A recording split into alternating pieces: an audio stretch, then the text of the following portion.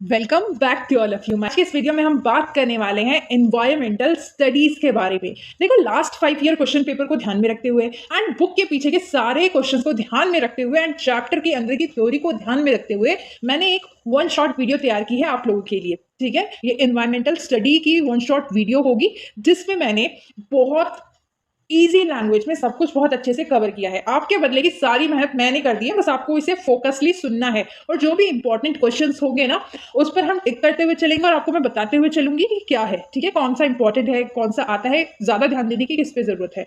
तो environmental studies में सबसे पहली जो टर्म आती है वो है इन्वायरमेंट। तो हम अपने आसपास जितनी भी चीजें देखते हैं, हमारे आसपास जितनी भी चीजें हैं, जैसे कि इस पिक्चर में भी नजर आ रहा है, पेड़, सूरज, चिड़िया, पानी, पर्वत, पहाड़, ठीक है, बादल, आसमान, ये सारी चीजें ही क्या है? एनवायरमेंट। एनवायरमेंट क्या है? हमारे आसपास जितनी भी चीजें हैं, चाहे वो सनलाइट हो, इंसेक्ट्स हो, एनिमल हो, बैक्टीरिया हो, प्लांट्स हो, रॉक्स हो, एल्गी हो, या कुछ भी हो, हमारे आसपास जितनी भी चीजें हैं वो क्या है? हमारा एनवायरमेंट। एनवायरमेंट किसे बोलते हैं? एनवायरमेंट का मतलब होता है कि everything that is around us, जो कि हमारे आसपास है, वो सारी चीजें क्या कहलाता है? एनवायरमेंट कहलाता है। चाहे सॉइल हो, वाटर हो, एनिमल हो, चाहे प्लांट हो, हमारे आसपास जितनी भी चीजें मौजूद हैं वो क्या है? एनवायरमेंट है। अब बुकिश लैंग्वेज में एनवायरमेंट को डिफाइन कैसे किया गया है? देखो, living and non living component का जो टोटल सम है ना, जो एक दूसरे की लाइफ को इफेक्ट करता है, वही एनवायरमेंट है। एनवायरमेंट में क्या बोला गया है कि लिविंग थिंग्स रहते हैं और नॉन लिविंग थिंग्स रहते हैं, इनका ही मिक्सचर क्या कहलाता है? एनवायरमेंट कहलाता है। तो हमने ये समझ लिया कि एनवायरमेंट क्या है? Total of living component and non living component, उसको हम बोलेंगे एनवायरमेंट। ठीक है, और जितनी भी एनवायरमेंट में लिविंग चीजें होती हैं, जो सांस ले सकती हैं, ठीक है, जो बढ़ सकती हैं, ग्रो कर सकती है ना, जितनी भी लिविंग चीजें होती हैं उनको हम क्या बोलते हैं? उनको हम बोलते हैं बायोटिक एलिमेंट। उनको हम क्या बोलते हैं? Biotic element. जितनी भी लिविंग चीजें हैं वो है बायोटिक एलिमेंट, और जितनी भी नॉन लिविंग थिंग्स हैं, जो चल नहीं सकती, जो सांस नहीं ले सकती, वो क्या है? ए बायोटिक एलिमेंट है। ठीक है, समझ में आ गया? ए बायोटिक और बायोटिक एलिमेंट किसे कहते हैं? बर्ड्स हो गया, प्लांट्स हो गए, फॉरेस्ट हो गए, ये सारी चीजें क्या है? सांस ले सकती है ना। ठीक है, तो ये लिविंग थिंग्स है। और नॉन लिविंग क्या? वाटर, लैंड, सनलाइट, एयर, ये सारी नॉन लिविंग थिंग्स हो गई। ठीक है, अब बात करते हैं कंपोनेंट की और उसके टाइप्स की। एनवायरमेंट में कौन कौन से कंपोनेंट आते हैं और उसके क्या टाइप्स हैं। तो जैसे कि अभी पढ़ा हमने डेफिनेशन में, एनवायरमेंट में दो तरह के कंपोनेंट आते हैं, living things and non living thing. इनके सम से ही तो एनवायरमेंट बनता है। तो दो एनवायरमेंट के कंपोनेंट होते हैं, एक एबायोटिक एंड बायोटिक। बायोटिक का मतलब वर्ल्ड ऑफ लिविंग ऑर्गेनिज्म, जिनमें क्या होता है? लिविंग ऑर्गेनिजम्स के वर्ल्ड को क्या कहते हैं? बायोटिक, जिसमें सारे लिविंग ऑर्गेनिजम्स आते हैं। और जो नॉन लिविंग ऑर्गेनिजम्स को वर्ल्ड है उसको क्या बोलते हैं? एबायोटिक बोलते हैं। अब इसके एग्जांपल्स की बात करें तो लैंड, एयर। लैंड, एयर किसका एग्जांपल है? एबायोटिक, क्योंकि ये सांस वगैरह नहीं ले सकती, ये नॉन लिविंग थिंग्स है। और वैसे ही अगर बात करें बायोटिक कंपोनेंट के एग्जांपल्स की, तो प्लांट, एनिमल, ये किसके एग्जांपल है? बायोटिक कंपोनेंट के एग्जांपल है। अब बात करते हैं इसके टाइप्स की, तो एनवायरमेंट तीन तरह का होता है। एक होता है नेचुरल एनवायरमेंट, एक होता है ह्यूमन एनवायरमेंट, एक होता है ह्यूमन मेड एनवायरमेंट। तो हमने तीन तरह के एनवायरमेंट पढ़ने हैं, एक natural, human and human made. Natural को हम क्या कहते हैं? फिजिकल एनवायरमेंट भी कहते हैं। ठीक है, नेचुरल का दूसरा नाम क्या होता है? फिजिकल एनवायरमेंट होता है। कभी कभी क्वेश्चन पूछ लेते हैं पेपर में, फिजिकल एनवायरमेंट क्या है, और बच्चा समझ नहीं पाता कि फिजिकल एनवायरमेंट था क्या। तो जितने भी नेचुरल एनवायरमेंट जो नेचर ने हमें दिए हैं, जो गॉड गिफ्टेड है, जो हमारी प्रकृति है, जो नेचुरल चीजें हैं, वही हमारा क्या है? नेचुरल एनवायरमेंट होता है। और ह्यूमन मेड, जो ह्यूमन ने बनाया है, जैसे ह्यूमन ने क्या बनाया है? सिटीज बनाई है, टाउन्स बनाई है, इंडस्ट्रीज बनाई है, जो ह्यूमन ने अपने हाथों से खुद बनाया है, उस एनवायरमेंट को हम क्या कहते हैं? ह्यूमन मेड एनवायरमेंट कहते हैं। अब बचता है ह्यूमन एनवायरमेंट क्या होता है। तो ह्यूमन एनवायरमेंट वो एनवायरमेंट होता है जिसको ह्यूमन बीइंग नहीं बनाया है, ह्यूमन नहीं क्रिएट करा है। बट ये आपस में डिफरेंस कैसे है? डिफरेंस इनमें यह है कि ये जो ह्यूमन एनवायरमेंट है ना, ये इसने प्रकृति की मदद से मिलकर क्रिएट किया है। मतलब इसमें प्रकृति का भी रोल है, नेचुरल एनवायरमेंट का भी रोल है और ह्यूमन का भी रोल है। ठीक है, जैसे कि ऑर्चार्ड्स हो गए, पार्क हो गए, सेंचुरीज हो गई। ठीक है, ये सारे एग्जांपल्स किसके हैं? ह्यूमन एनवायरमेंट के। तो आई होप कि आपको टाइप्स समझ में आए होंगे कि हमने तीन टाइप्स पढ़ी हैं। ठीक है, अब जो नेचुरल एनवायरमेंट होता है ना, जो प्रकृति का दिया हुआ एनवायरमेंट है, उसमें सारे एबायोटिक एंड बायोटिक कंपोनेंट्स आते हैं। ठीक है, एबायोटिक मतलब जितनी भी नॉन लिविंग थिंग्स है, पेड़ पौधे, ये सारी चीजें जो प्रकृति ने हमें दी है। बायोटिक जैसे जीव जंतु बनाए हैं, है ना, ये सारे क्या है? नेचुरल एनवायरमेंट है। चलिए अब बात करते हैं, ये जो पेड़ वगैरह थे, पेड़ जो वगैरह थे, ये किसने बनाया है? प्रकृति ने तो बनाया है, तो ये बायोटिक में आते हैं। अब बात करते हैं कि एनवायरमेंट हमारे लिए इतना जरूरी क्यों है, आखिर हम एनवायरमेंट के बारे में पढ़ क्यों रहे हैं। तो जैसे कि अभी हमने बात की थी, हमारे आसपास की सारी चीजें जितनी भी है वो हमारा एनवायरमेंट है। तो हमें हमारे एनवायरमेंट से क्या मिलते हैं? हमारे रिसोर्सेज मिलते हैं। जितनी भी चीजें आज की डेट में हम यूज करते हैं, चाहे पेट्रोल हो गया, कॉयल हो गई, जितनी भी रिसोर्सेज है, हमारे जितने भी संसाधन है, हम जिनका भी रिसोर्सेज का यूज कर रहे हैं, डायमंड यूज कर रहे हैं, गोल्ड के नेकलेस पहन रहे हैं, वो सारा हमें कहाँ से मिल रहा है? हमें एनवायरमेंट से ही तो मिल रहा है। ये सारे रिसोर्सेज कहाँ से आ रहे हैं? एनवायरमेंट से आ रहे हैं। ठीक है, हमें ऑक्सीजन मिलता है। ऑक्सीजन कैसे मिलता है? हमें ऑक्सीजन पेड़ देते हैं, और पेड़ कहाँ पे हैं? एनवायरनमेंट के अंदर है, ठीक है। तो एनवायरनमेंट क्या कर रहा है? हमें ऑक्सीजन भी प्रोवाइड कर रहा है। और एनवायरनमेंट क्या करता है? हमारे वेस्ट को, जो भी हमारा वेस्ट है, जो भी डेड बॉडीज हैं, प्लांट्स की हो या सूखे पत्ते हो या फिर किसी एनिमल की हो, उसको क्या करता है? डीकंपोजिशन करता है, छोटे छोटे टुकड़ों में तोड़ के उस वेस्ट को खत्म करता है, ठीक है। इसके बारे में हम डिटेल में आगे पढ़ेंगे, बस आप इतना समझ लीजिए, एनवायरनमेंट हमारे वेस्ट को भी तो खत्म कर रहा है, डिकम्पोज कर रहा है उसको।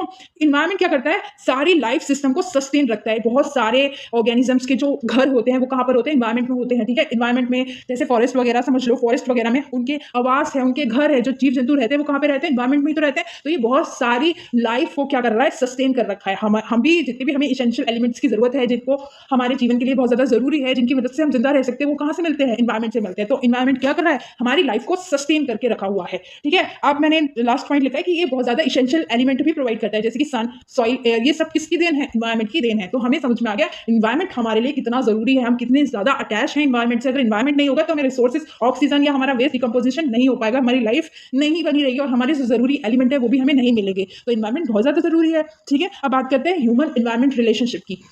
तो इस टॉपिक में ये पढ़ना है हमें कि ह्यूमन का एनवायरनमेंट के साथ क्या रिलेशन है।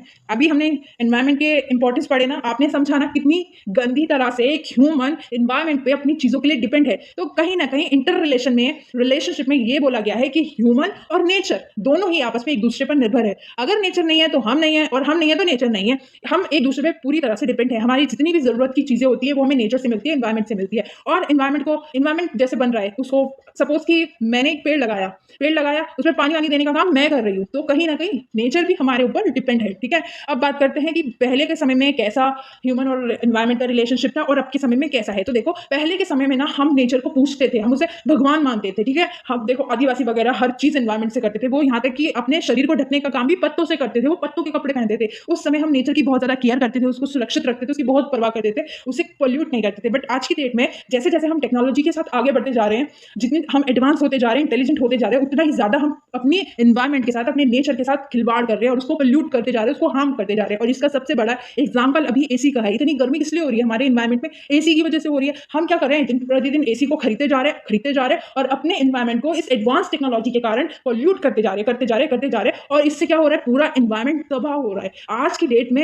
ह्यूमन इतना ज्यादा इंटेलिजेंट हो गया है कि वो क्या कर रहा है? अपनी ही प्रकृति, अपनी ही माँ, धरती माँ को नुकसान पहुंचाते जा रहा है। तो अब का रिलेशन हमारा ऐसा हो गया है नेचर के साथ। आज की डेट में हम नेचर को कुछ नहीं मान रहे हैं, हम सब चीज किसको मान रहे हैं? एडवांसमेंट ऑफ टेक्नोलॉजी को, ठीक है। तो बिल्कुल गलत है। और इसमें जो ह्यूमन एनवायरनमेंट रिलेशनशिप है, इसमें हमें 3 अप्रोच दी गई है पढ़ने के लिए। एक है डिटर्मिनिज्म, एक है पॉसिबिलिज्म और एक है एनवायरमेंटलिज्म, ठीक है। तो 3 अप्रोचेस के बारे में हम पढ़ेंगे। ये 3 अप्रोचेस क्या है, ठीक है। तो सबसे पहले बात करते हैं डिटर्मिनिज्म की। एक व्यक्ति थे, फ्रेडरिक शेट्जेल नाम के एक व्यक्ति थे, जो कौन थे? जर्मन के ज्योग्राफर थे, ठीक है। क्या थे ये? जर्मन के ज्योग्राफर थे, फ्रेडरिक शेट्जेल। इन्होंने क्या किया? एक थ्योरी डेवलप करी। उस थ्योरी में बताया गया, उस अप्रोच में बताया गया, जिसका अप्रोच का नाम क्या था? डिटर्मिनिज्म। इसमें बताया गया था कि हमारा जो नेचर है ना, नेचर कंट्रोल कर रहा है ह्यूमन को। पहले के समय की बात है ये, कि जो नेचर है वो कंट्रोल कर रहा है ह्यूमन को। ह्यूमन कैसे चल रहा है? नेचर के अकॉर्डिंग चल रहा है, क्योंकि ह्यूमन नेचर पे पहले बहुत ज्यादा डिपेंड रहता था। तो इसमें बोला गया था, इस थ्योरी में बोला गया था कि जो नेचर है ना, वो ह्यूमन को बहुत ज्यादा बुरी तरीके से कंट्रोल किए हुए है। जर्मन के ज्योग्राफर ने यही बात बोली है कि हमारा जो नेचर है वो किसको कंट्रोल करता है? ह्यूमन को कंट्रोल करता है। ह्यूमन अपने सारे काम नेचर से कर रहा है, नेचर ने बुरी तरह से ह्यूमन को पकड़ रखा है। बट जो नेक्स्ट थ्योरी आई थी पॉसिबिलिज्म की, इस थ्योरी को देने वाले कौन थे? फ्रेंच हिस्टोरियन थे, जिनका नाम था लुसियन फेब्रे, ठीक है। इन्होंने क्या बोला था? इन्होंने जो थ्योरी दी है वो बिल्कुल ही अपोजिट थी किसके? डिटर्मिनिज्म के। अब इस थ्योरी में बोला गया कि आज की डेट में इतना ज्यादा एडवांसमेंट हो गई है टेक्नोलॉजी, हम टेक्नोलॉजी के साथ इतना ज्यादा आगे बढ़ चुके हैं कि आज की डेट में नेचर डोमिनेट हो रहा है। और ये कहीं ना कहीं हकीकत है। आप देख रहे हो ना, हम किस तरीके से नेचर को पोल्यूट करते जा रहे हैं, हार्म करते जा रहे हैं। कभी कोई सेफ वाटर पे पोस्टर बना रहा है, सेफ नेचर पे बना रहा है। कितने सारे पोस्टर बनाने के लिए हम दूसरों को समझाने के लिए ये बता रहे हैं कि हम कितना ज्यादा प्रकृति को हार्म कर रहे हैं। तो आज की डेट में मैन ने अपनी इंटेलिजेंस से इतनी ज्यादा इंटेलिजेंस लगा दी है कि अपनी वो जरूरत है वो किससे पूरा करने लग गया? टेक्नोलॉजी से। अब वो सोचता है कि मेरी जो जरूरतें हैं, मेरी जो वांट्स हैं, मेरी जो नीड्स हैं, वो भाई मैं टेक्नोलॉजी से पूरी कर लूंगा, ठीक है। वो अपनी नीड्स के अकॉर्डिंग नेचर को बदलना चाहता है, नेचर के साथ वो खिलवाड़ कर रहा है। तो यही बोला गया था पॉसिबिलिज्म थ्योरी में, जो बिल्कुल किसके अपोजिट थी? डिटर्मिनिज्म की। तो इसमें अगर डिफरेंस आता है तो आप लिख लेना कि क्या हो रहा है, ठीक है। और एग्जाम्पल जैसे अभी हमें पोर्ट्स की जरूरत है, तो ह्यूमन ने टेक्नोलॉजी का यूज करते हुए पोर्ट्स बना दिए, होटल्स बना दिए, सैटेलाइट्स बना दी स्पेस में। आज की डेट में टेक्नोलॉजी के साथ चल रहा है, ह्यूमन और नेचर को पूरी तरह से बदलना चाहता है, उसको डोमिनेट कर रखा है, उसको हार्म करते जा रहा है। ठीक है, अब बात करते हैं एनवायरमेंटलिस्ट की। तो ये जो कॉन्सेप्ट है ये इकोलॉजिकल के प्रिंसिपल पर बेस्ड है। किसके प्रिंसिपल पर बेस्ड है? इकोलॉजिकल के प्रिंसिपल पर। ठीक है, ये बोलता है कि ये वाली जो थ्योरी थी और ये वाली जो अप्रोच थी ना, ये वाली जो अप्रोच है ये बोलती है कि ह्यूमन बीइंग जो है ना वो इंटीग्रल पार्ट है नेचर का। ये सस्टेनेबल डेवलपमेंट को रिफ्लेक्ट करती है। अभी आगे पढ़ेंगे सस्टेनेबल डेवलपमेंट क्या होती है। बस इस थ्योरी के अंदर आपको इतना समझना है कि ये अप्रोच कहती है कि हमारे पास जो रिसोर्सेज है ना वो लिमिटेड है, हमें अपने रिसोर्सेज का, अपने एनवायरमेंट का, अपने नेचर का बहुत वाइज तरीके से यूज करना चाहिए, बहुत समझदारी के साथ यूज करना चाहिए। ये थ्योरी बस इतना ही कहती है। ये कहती है कि डेवलपमेंट करो, सस्टेनेबल डेवलपमेंट करो। ठीक है, अभी पूरा टॉपिक क्या है सस्टेनेबल डेवलपमेंट समझ में आ जाएगा, तो आपको समझ में आ जाएगा ये कहीं ना कहीं रिफ्लेक्ट कर रहा है किसी कॉन्सेप्ट को, सस्टेनेबल डेवलपमेंट के कॉन्सेप्ट को रिफ्लेक्ट कर रहा है। ठीक है, बस इसमें यही बोला गया कि अपने एनवायरमेंट को बचाओ, उसको अच्छे से यूज करो, अपनी समझदारी से यूज करो। ठीक है, क्योंकि ह्यूमन किसका पार्ट है? नेचर का ही पार्ट है, तो उसे सही से सारे रिसोर्सेज को अच्छे से यूज करना चाहिए। अब बढ़ते हैं आगे। सस्टेनेबिलिटी और सस्टेनेबल डेवलपमेंट किसे कहते हैं? सस्टेनेबिलिटी मतलब कि जब हम एक प्रोसेस को जो भी प्रोसेस हो रहा है उसको सपोर्ट कर रहे हैं, उस वर्ड का मतलब क्या होता है? सस्टेनेबिलिटी होता है।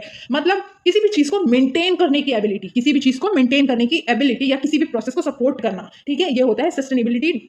आप बात करते हैं सस्टेनेबल डेवलपमेंट की। अभी आपको उतना समझ में नहीं आया होगा सस्टेनेबिलिटी या सस्टेनेबल डेवलपमेंट क्या है। अभी आपको एक मिनट के अंदर समझ में आ जाएगा कि सस्टेनेबल डेवलपमेंट किसे कहते हैं। सस्टेनेबल डेवलपमेंट का मतलब होता है कि जो भी हमारे पास रिसोर्सेज हैं, आज की जनरेशन के पास जो भी रिसोर्सेज है, वाटर, लैंड, एयर, वो उनका इतनी समझदारी के साथ यूज करे, ना तो वो कॉम्प्रोमाइज करे, ठीक है, ना ही आने वाली फ्यूचर जो जनरेशन है, जो आजकल के बच्चे हैं, वो इस तरीके से रिसोर्सेज का यूज करे कि जो आने वाली जनरेशन है, आज जो फ्यूचर में जनरेशन आएगी, ना तो उनकी नीड्स के साथ कोई भी कॉम्प्रोमाइज हो, ना ही आपकी नीड्स के साथ कोई भी कॉम्प्रोमाइज हो। मतलब इस तरीके से डेवलपमेंट होनी चाहिए, इस तरीके से हमें टेक्नोलॉजी के साथ आगे बढ़ना है कि आप जितने भी रिसोर्सेज का यूज कर रहे हो वो आपकी नीड्स को पूरा करे ही करे और साथ में आने वाली जनरेशन का भी करे। अब आपको समझ नहीं आया, बट इसका एग्जांपल ये है कि पानी को इस तरीके से यूज करो, जितना आपको जरूरत है उतना आप यूज करो, लेकिन वेस्ट भी मत करो। ठीक है, वेस्ट करोगे तो फ्यूचर की जनरेशन की नीड्स पूरी नहीं हो पाएंगी और कहीं ना कहीं आप कॉम्प्रोमाइज भी मत करो भाई, आप अपने अच्छे तरीके से जो भी आपका यूज है उतना करो। ठीक है, तो यही होती है डेवलपमेंट, सस्टेनेबल डेवलपमेंट। मतलब ऐसी डेवलपमेंट जिसमें हम प्रेजेंट की जनरेशन का भी ध्यान रखेंगे और फ्यूचर में जो जनरेशन है उसका भी ध्यान रखेंगे, दोनों की नीड्स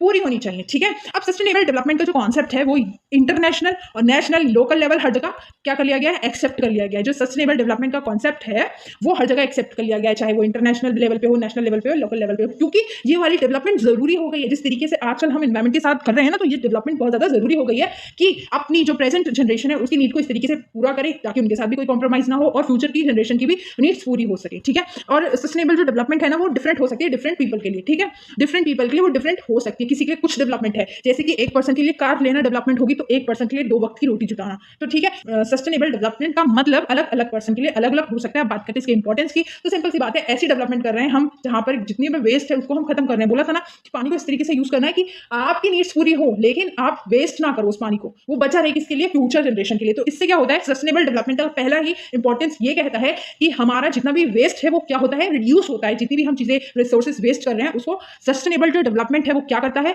कम करता है। ठीक है, पहला समझ में आ गया। दूसरा कि हम वाटर के यूज को क्या बना सकते हैं? सस्टेनेबल बना सकते हैं। हम वाटर को प्रोटेक्ट करके रखवा सकते हैं आने वाली जनरेशन के लिए, अगर उसका हम अच्छे तरीके से और सही तरीके से यूज करते हैं। तो हम क्या कर सकते हैं? फॉरेस्ट को भी प्रोटेक्ट कर सकते हैं, क्योंकि फॉरेस्ट में देखो बहुत सारे लोगों के हैबिटेट होते हैं, बहुत अलग अलग ऑर्गेनिजम्स के अलग अलग हैबिटेट होते हैं, वहाँ पे कितनी तरह की स्पीशीज रहती है। तो अगर हम फॉरेस्ट को काटते जाएंगे और आगे बढ़ते जाएंगे, अपने घर बनाते जाएंगे, तो ऐसा कैसे चलेगा? कितने लोगों के घर तो उजड़ रहे हैं ना। तो इस तरीके से डेवलपमेंट हो ताकि हम क्या कर सके?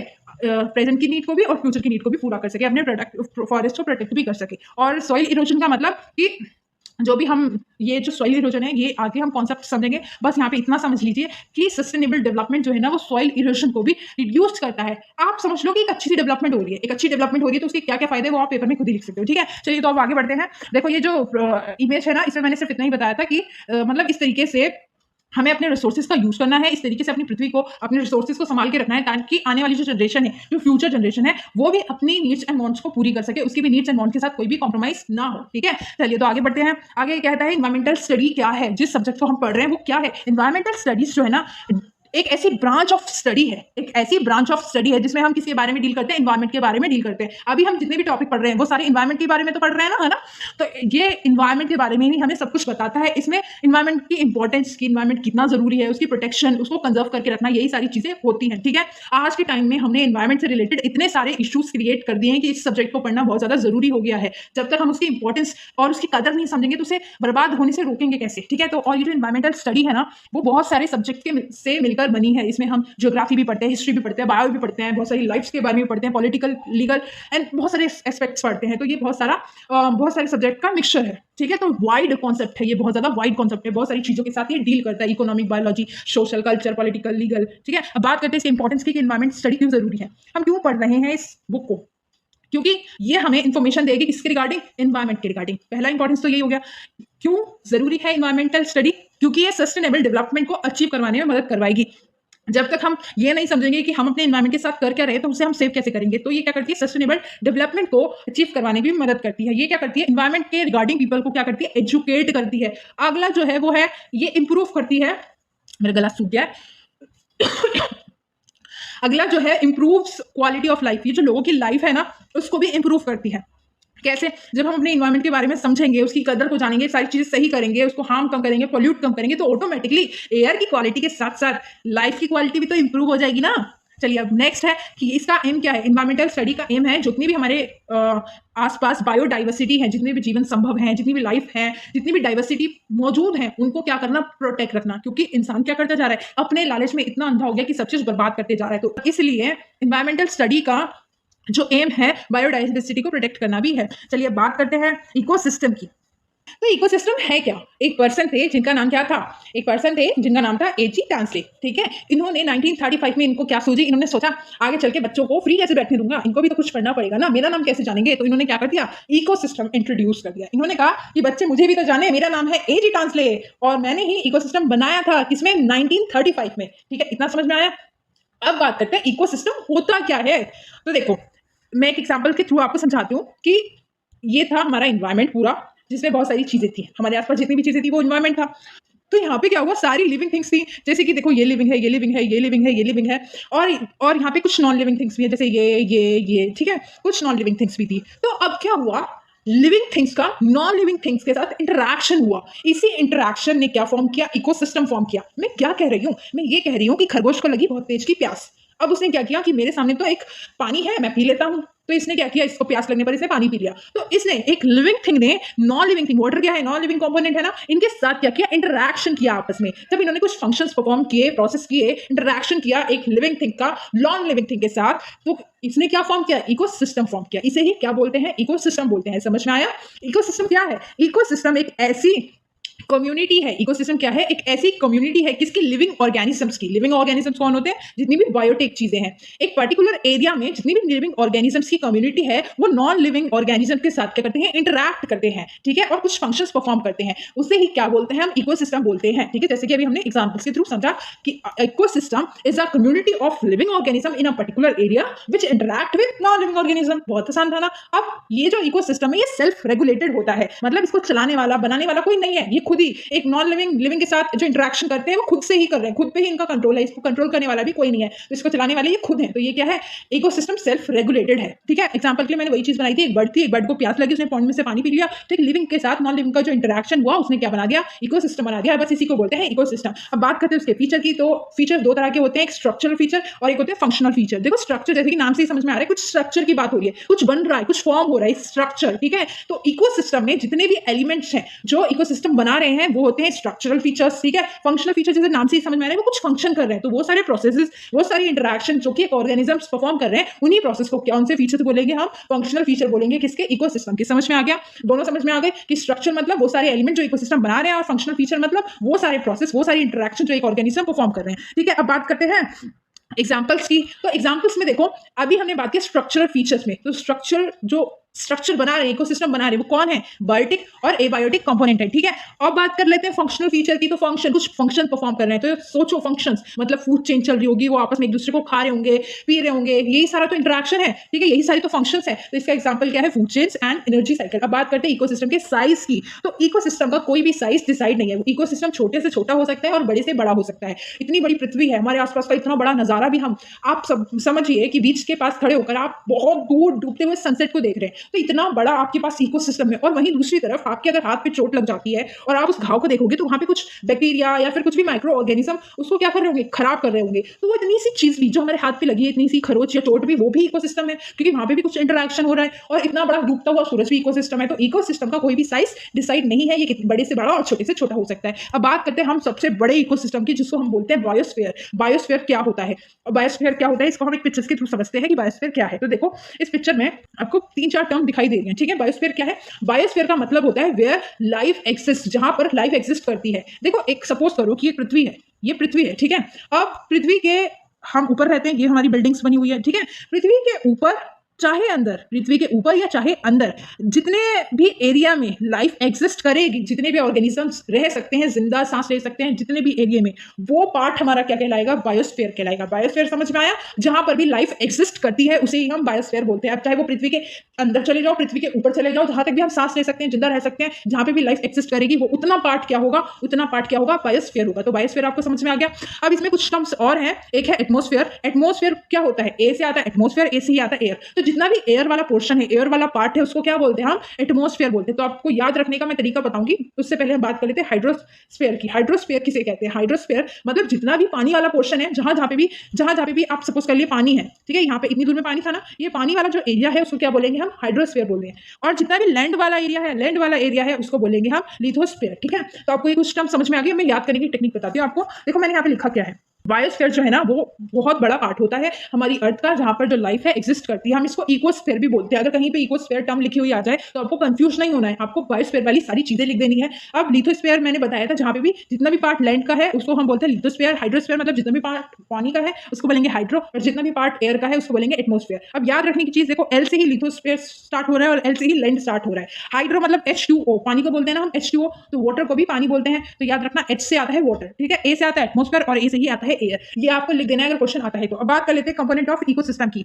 हमने पढ़ा था एनवायरमेंट के भी कंपोनेंट पढ़े थे और इकोसिस्टम के भी कंपोनेंट यही होते हैं। जितना भी एबायोटिक कंपोनेंट्स हैं और जितने भी बायोटिक कंपोनेंट्स हैं, यही सब मिलकर तो इकोसिस्टम बनाते हैं। जब इनमें बीच इंटरेक्शन होती है तब इकोसिस्टम बनता है, मैंने बताया था ना। तो कंपोनेंट में बस इतना ही कि abiotic component and biotic component. अब एबायोटिक कंपोनेंट में जितने भी नॉन लिविंग पार्ट्स हैं इकोसिस्टम के, जितने भी नॉन लिविंग थिंग्स हैं, वो सारे पार्ट्स किसमें आ जाएंगे? एबायोटिक कंपोनेंट में। और बायोटिक कंपोनेंट में आते हैं प्रोड्यूसर्स, कंज्यूमर्स एंड डिकम्पोजर्स। अब ये कौन होते हैं इसके बारे में भी हम बात करेंगे, ठीक है। तो चलिए बात कर लेते हैं कि ये कौन होते हैं। प्रोड्यूसर्स वो होते हैं जो अपने खाने को खुद मैन्युफैक्चर कर रहे हैं, जो अपना खाना खुद बना रहे हैं, ठीक है, उनको हम बोलते हैं प्रोड्यूसर। अब आपको याद कैसे रखना है? प्रोड्यूसर जो अपना खाने को क्या कर रहे हैं? खुद से प्रोड्यूस कर रहे हैं। इनका दूसरा नाम देखो ऑटोट्रॉप्स भी होता है। अगर पेपर में ये क्वेश्चंस वगैरह आ जाते हैं और आपको और ज्यादा लेंदी और ज्यादा बड़ा बनाना है तो इन पॉइंट्स की मदद से आप बहुत इजीली बना सकते हो, ठीक है। जैसे कि जो प्रोड्यूसर होता है उसका दूसरा नाम क्या होता है? ऑटोट्रॉप होता है। इसको ही हम क्या लिख सकते हैं? 2 लाइनों में लिख सकते हैं। मैंने तो स्लैश डाल के ऑटोट्रॉप लिख दिया, लेकिन आप इसको लाइन बाय लाइन भी लिख सकते हैं कि इसका जो दूसरा नाम है it is also known as autotrophs, ठीक है। तो ये वो बायोटिक मेंबर होते हैं जो अपना खाना खुद बनाते हैं। और अपना खाना खुद कौन बनाता है? प्लांट्स बनाते हैं ना। जब वो सूरज की रोशनी से, ये सारे जितने भी मैटर्स होते हैं, इन सबसे फोटोसिंथेसिस प्रोसेस के द्वारा वो अपना खाना खुद बनाते हैं। तो जितना भी जो भी बायोटिक मेंबर अपना खाना खुद बनाते हैं उन्हें प्रोड्यूसर्स कहते हैं, जिसका एग्जांपल है प्लांट्स, ठीक है। प्लांट्स को किसी पर डिपेंड होने की जरूरत नहीं है, ये इंडिपेंडेंट है, ठीक है। अब बात करते हैं कंज्यूमर्स की। तो कंज्यूमर्स जो होते हैं ना, वो प्रोड्यूसर्स पे डिपेंड होते हैं। ये कंज्यूमर्स होते हैं वो सिर्फ खाने को कंज्यूम करना जानते हैं, बनाना नहीं जानते। ये किस पर डिपेंड है? ये अदर ऑर्गेनिजम्स पे, अदर एनर्जी पर डिपेंड है अपने सर्वाइवल के लिए। कंज्यूमर किस पे डिपेंड है? प्रोड्यूसर्स पे डिपेंड है। और कंज्यूमर्स को हेटेरोट्रॉप्स बोला जाता है, ठीक है। तो कंज्यूमर्स का दूसरा नाम क्या है? हेटेरोट्रॉप्स भी है, पैथोग्रोट्रॉप्स भी है एंड कंज्यूमर्स भी है। अब कंज्यूमर्स में भी ना बहुत सारी कैटेगरी आती है, जैसे कंज्यूमर में primary consumer, secondary consumer, tertiary consumer and carnivores. अब ये सब क्या होते हैं? बहुत ईजी वे में अभी समझाऊंगी, ठीक है। पहले इससे पहले बात कर लेते हैं डीकंपोजर्स की। डीकंपोजर्स कौन होते हैं? डीकंपोजर्स वो होते हैं जब हम जो प्रोड्यूसर्स हैं, जिन्होंने अपना खाना बनाया, और कंज्यूमर जो कंज्यूम कर लेते हैं खाने को, जब ये लोग अपना अपना साइकिल्स पूरी कर लेते हैं तो इनके बाद भी प्रोसेस खत्म नहीं होता है। इनके बाद भी कुछ ऐसे ऑर्गेनिजम्स हैं जो क्या करते हैं, जैसे कि सपोज की कोई फूड चेन खत्म हो गई, कोई मर गया, ठीक है, किसी ने किसको खाया, किसने किसको खाया, किसने किसको खाया, और उसके बाद डेड ऑर्गेनिज्म की बॉडी बचती है, तो उसको भी खाने वाले फंगी बैक्टीरिया हैं। उनका दूसरा नाम क्या है? सेप्टोट्रॉप्स और रिड्यूसर। रिड्यूसर इसलिए बोला गया है क्योंकि ये क्या करते हैं? रिड्यूस कर रहे हैं वेस्ट को। हमारा जितना भी वेस्ट है डेड बॉडीज का, एनिमल्स का, डेड प्लांट्स का, उनके क्या कर रहे हैं, ये रिड्यूस कर रहे हैं, ठीक है। ये क्या करते हैं, छोटे छोटे पीसेस में उसको ब्रेक डाउन करके ये मिट्टी में मिला के खुद भी खा जाते हैं और डिकम्पोज कर देते हैं पूरी तरह से, ठीक है। इनका दूसरा नाम ये होता है, ठीक है। अब इनको ना, अभी आपको शायद ऐसा लग रहा होगा क्या पढ़ा दिया मैडम ने, अब इसको हम फोटो के थ्रू समझेंगे ना, आपको बहुत अच्छे से समझ में आ जाएगा। चलिए बात कर लेते हैं। देखो एक फूड चेन है, ठीक है। तो ये ग्रास थी, ये सब एक पौधा था जिसने अपना खाना खुद बनाया था। तो इसने अपना खाना खुद बनाया, किसी की मदद नहीं ली, सूरज की रोशनी का प्रयोग करके इसने खुद खाना प्रोड्यूस कर लिया, अपने लिए भी और दूसरों के लिए भी। इसको किसने खाया, ग्रास हॉपर ने खाया। तो जो पहला कंज्यूमर होता है ना, उसको बोलते हैं प्राइमरी कंज्यूमर। जैसे कि नाम से ही समझ में आ रहा है, प्राइमरी जो फर्स्ट कंज्यूमर है, ठीक है। तो जिसने प्रोड्यूसर्स को खाया वो हो गया प्राइमरी कंज्यूमर, ठीक है।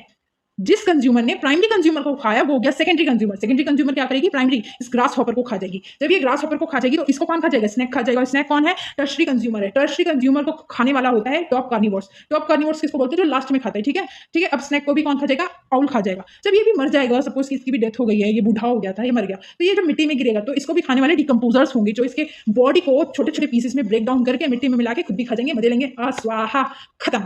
तो समझ में आ गया प्रोड्यूसर्स कौन होते हैं, primary consumer, secondary consumer and tertiary consumer and top carnivores के बाद डिकम्पोजर्स कौन होते हैं। तो ये कौन से कंपोनेंट थे, ये बायोटिक कंपोनेंट थे। ये सारे हमने किसका पार्ट पढ़ा है, बायोटिक कंपोनेंट्स का पार्ट पढ़ा है। अब बात करते हैं ट्रॉफिक लेवल्स की। ट्रॉफिक लेवल्स वो सारे लेवल्स होते हैं जो कि हमारे फूड को खाते वक्त इन्वॉल्व होते हैं। जैसे कि अभी हमने ऊपर फूड चेन की बात की थी, उसमें एक प्रोड्यूसर था, फिर आया था प्राइमरी कंज्यूमर। तो इन सारे लेवल्स को ही क्या बोलते हैं, ट्रॉफिक लेवल बोलते हैं। ट्रॉफिक लेवल का मतलब होता है, ट्रॉफी का मतलब होता है नरिशमेंट। तो कौन कौन से लेवल पर कौन कौन क्या क्या नरिशमेंट ले रहा है, वही उसे क्या बोलते हैं, ट्रॉफिक लेवल बोलते हैं। बहुत सारे ऑर्गेनिजम्स अपने फूड के लिए डायरेक्टली और इनडायरेक्टली किस पर निर्भर होते हैं, प्लांट्स पर निर्भर होते हैं।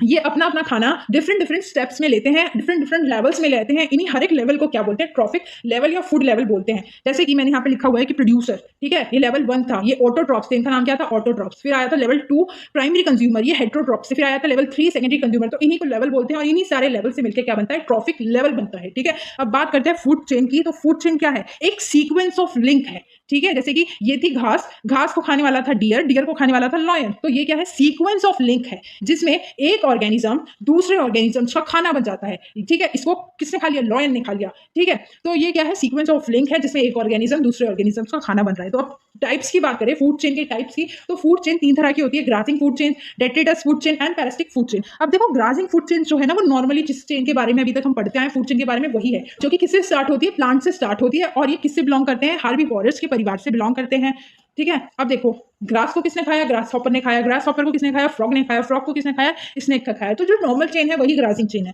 उसके बाद हम पढ़ेंगे डेट्रिटस फूड चेन। तो डेट्रिटस फूड चेन में क्या होता है कि डेड ऑर्गेनिक मैटर से स्टार्ट होती है, मतलब कि कोई चीज मर गई है, कोई भी ऑर्गेनिज्म, कोई भी एनिमल जो मर चुका है, ठीक है। डेट्रिटस मतलब जो मर चुका है, उसको किसने खाया, जो भी डेड ऑर्गेनिज्म थे उसको किसने खाया, बैक्टीरिया और फंगी ने खाया। बैक्टीरिया एंड फंगी को किसने खा लिया, फिर बर्ड ने खा लिया। बर्ड ने देखा मिट्टी पे बैक्टीरिया और फंगी, उसने एकदम से चोंच मार दी। तो ये डेट्रिटस फूड चेन कौन सी फूड चेन होती है, जो किसकी होती है, डेड एनिमल या डेड प्लांट्स की होती है, जिसको खाने वाला बैक्टीरिया होता है और फिर उसको खाने वाला बर्ड होता है। इसकी स्टार्टिंग कहां से हो रही है, डेड ऑर्गेनिज्म से हो रही है। डी से मतलब डेड ऑर्गेनिज्म। अब आता है पैरासिटिक फूड चेन। तो देखो यहाँ पे मेरी थोड़ी सी मिस्टेक हो गई है, ये प्रोड्यूसर से स्टार्ट नहीं होती है, प्रोड्यूसर से स्टार्ट नहीं होती है, हार्बीवोरस से स्टार्ट होती है और किस पे खत्म हो जाती है, पैरासिटिक ऑर्गेनिज्म पे खत्म हो जाती है। मतलब इसमें जो बहुत बड़ा एनिमल होता है ना, बहुत बड़ा ऑर्गेनिज्म होता है, उसको खाने वाले कुछ छोटे ऑर्गेनिजम्स होते हैं। जैसे कि अगर बात करूं, एक स्नेक था जो कि मर गया, ठीक है, मर गया। उसको खाने वाला कौन होगा, ऑर्गेनिजम्स होंगे, छोटे छोटे ऑर्गेनिजम्स होंगे। तो इसे बोलते हैं पैरासिटिक फूड चेन, जिसको कौन खाते हैं, पैरासिटिक ऑर्गेनिजम्स खाते हैं। ये एक तरह के ऑर्गेनिजम्स की जाती है, ये लोग खाते हैं, ठीक है।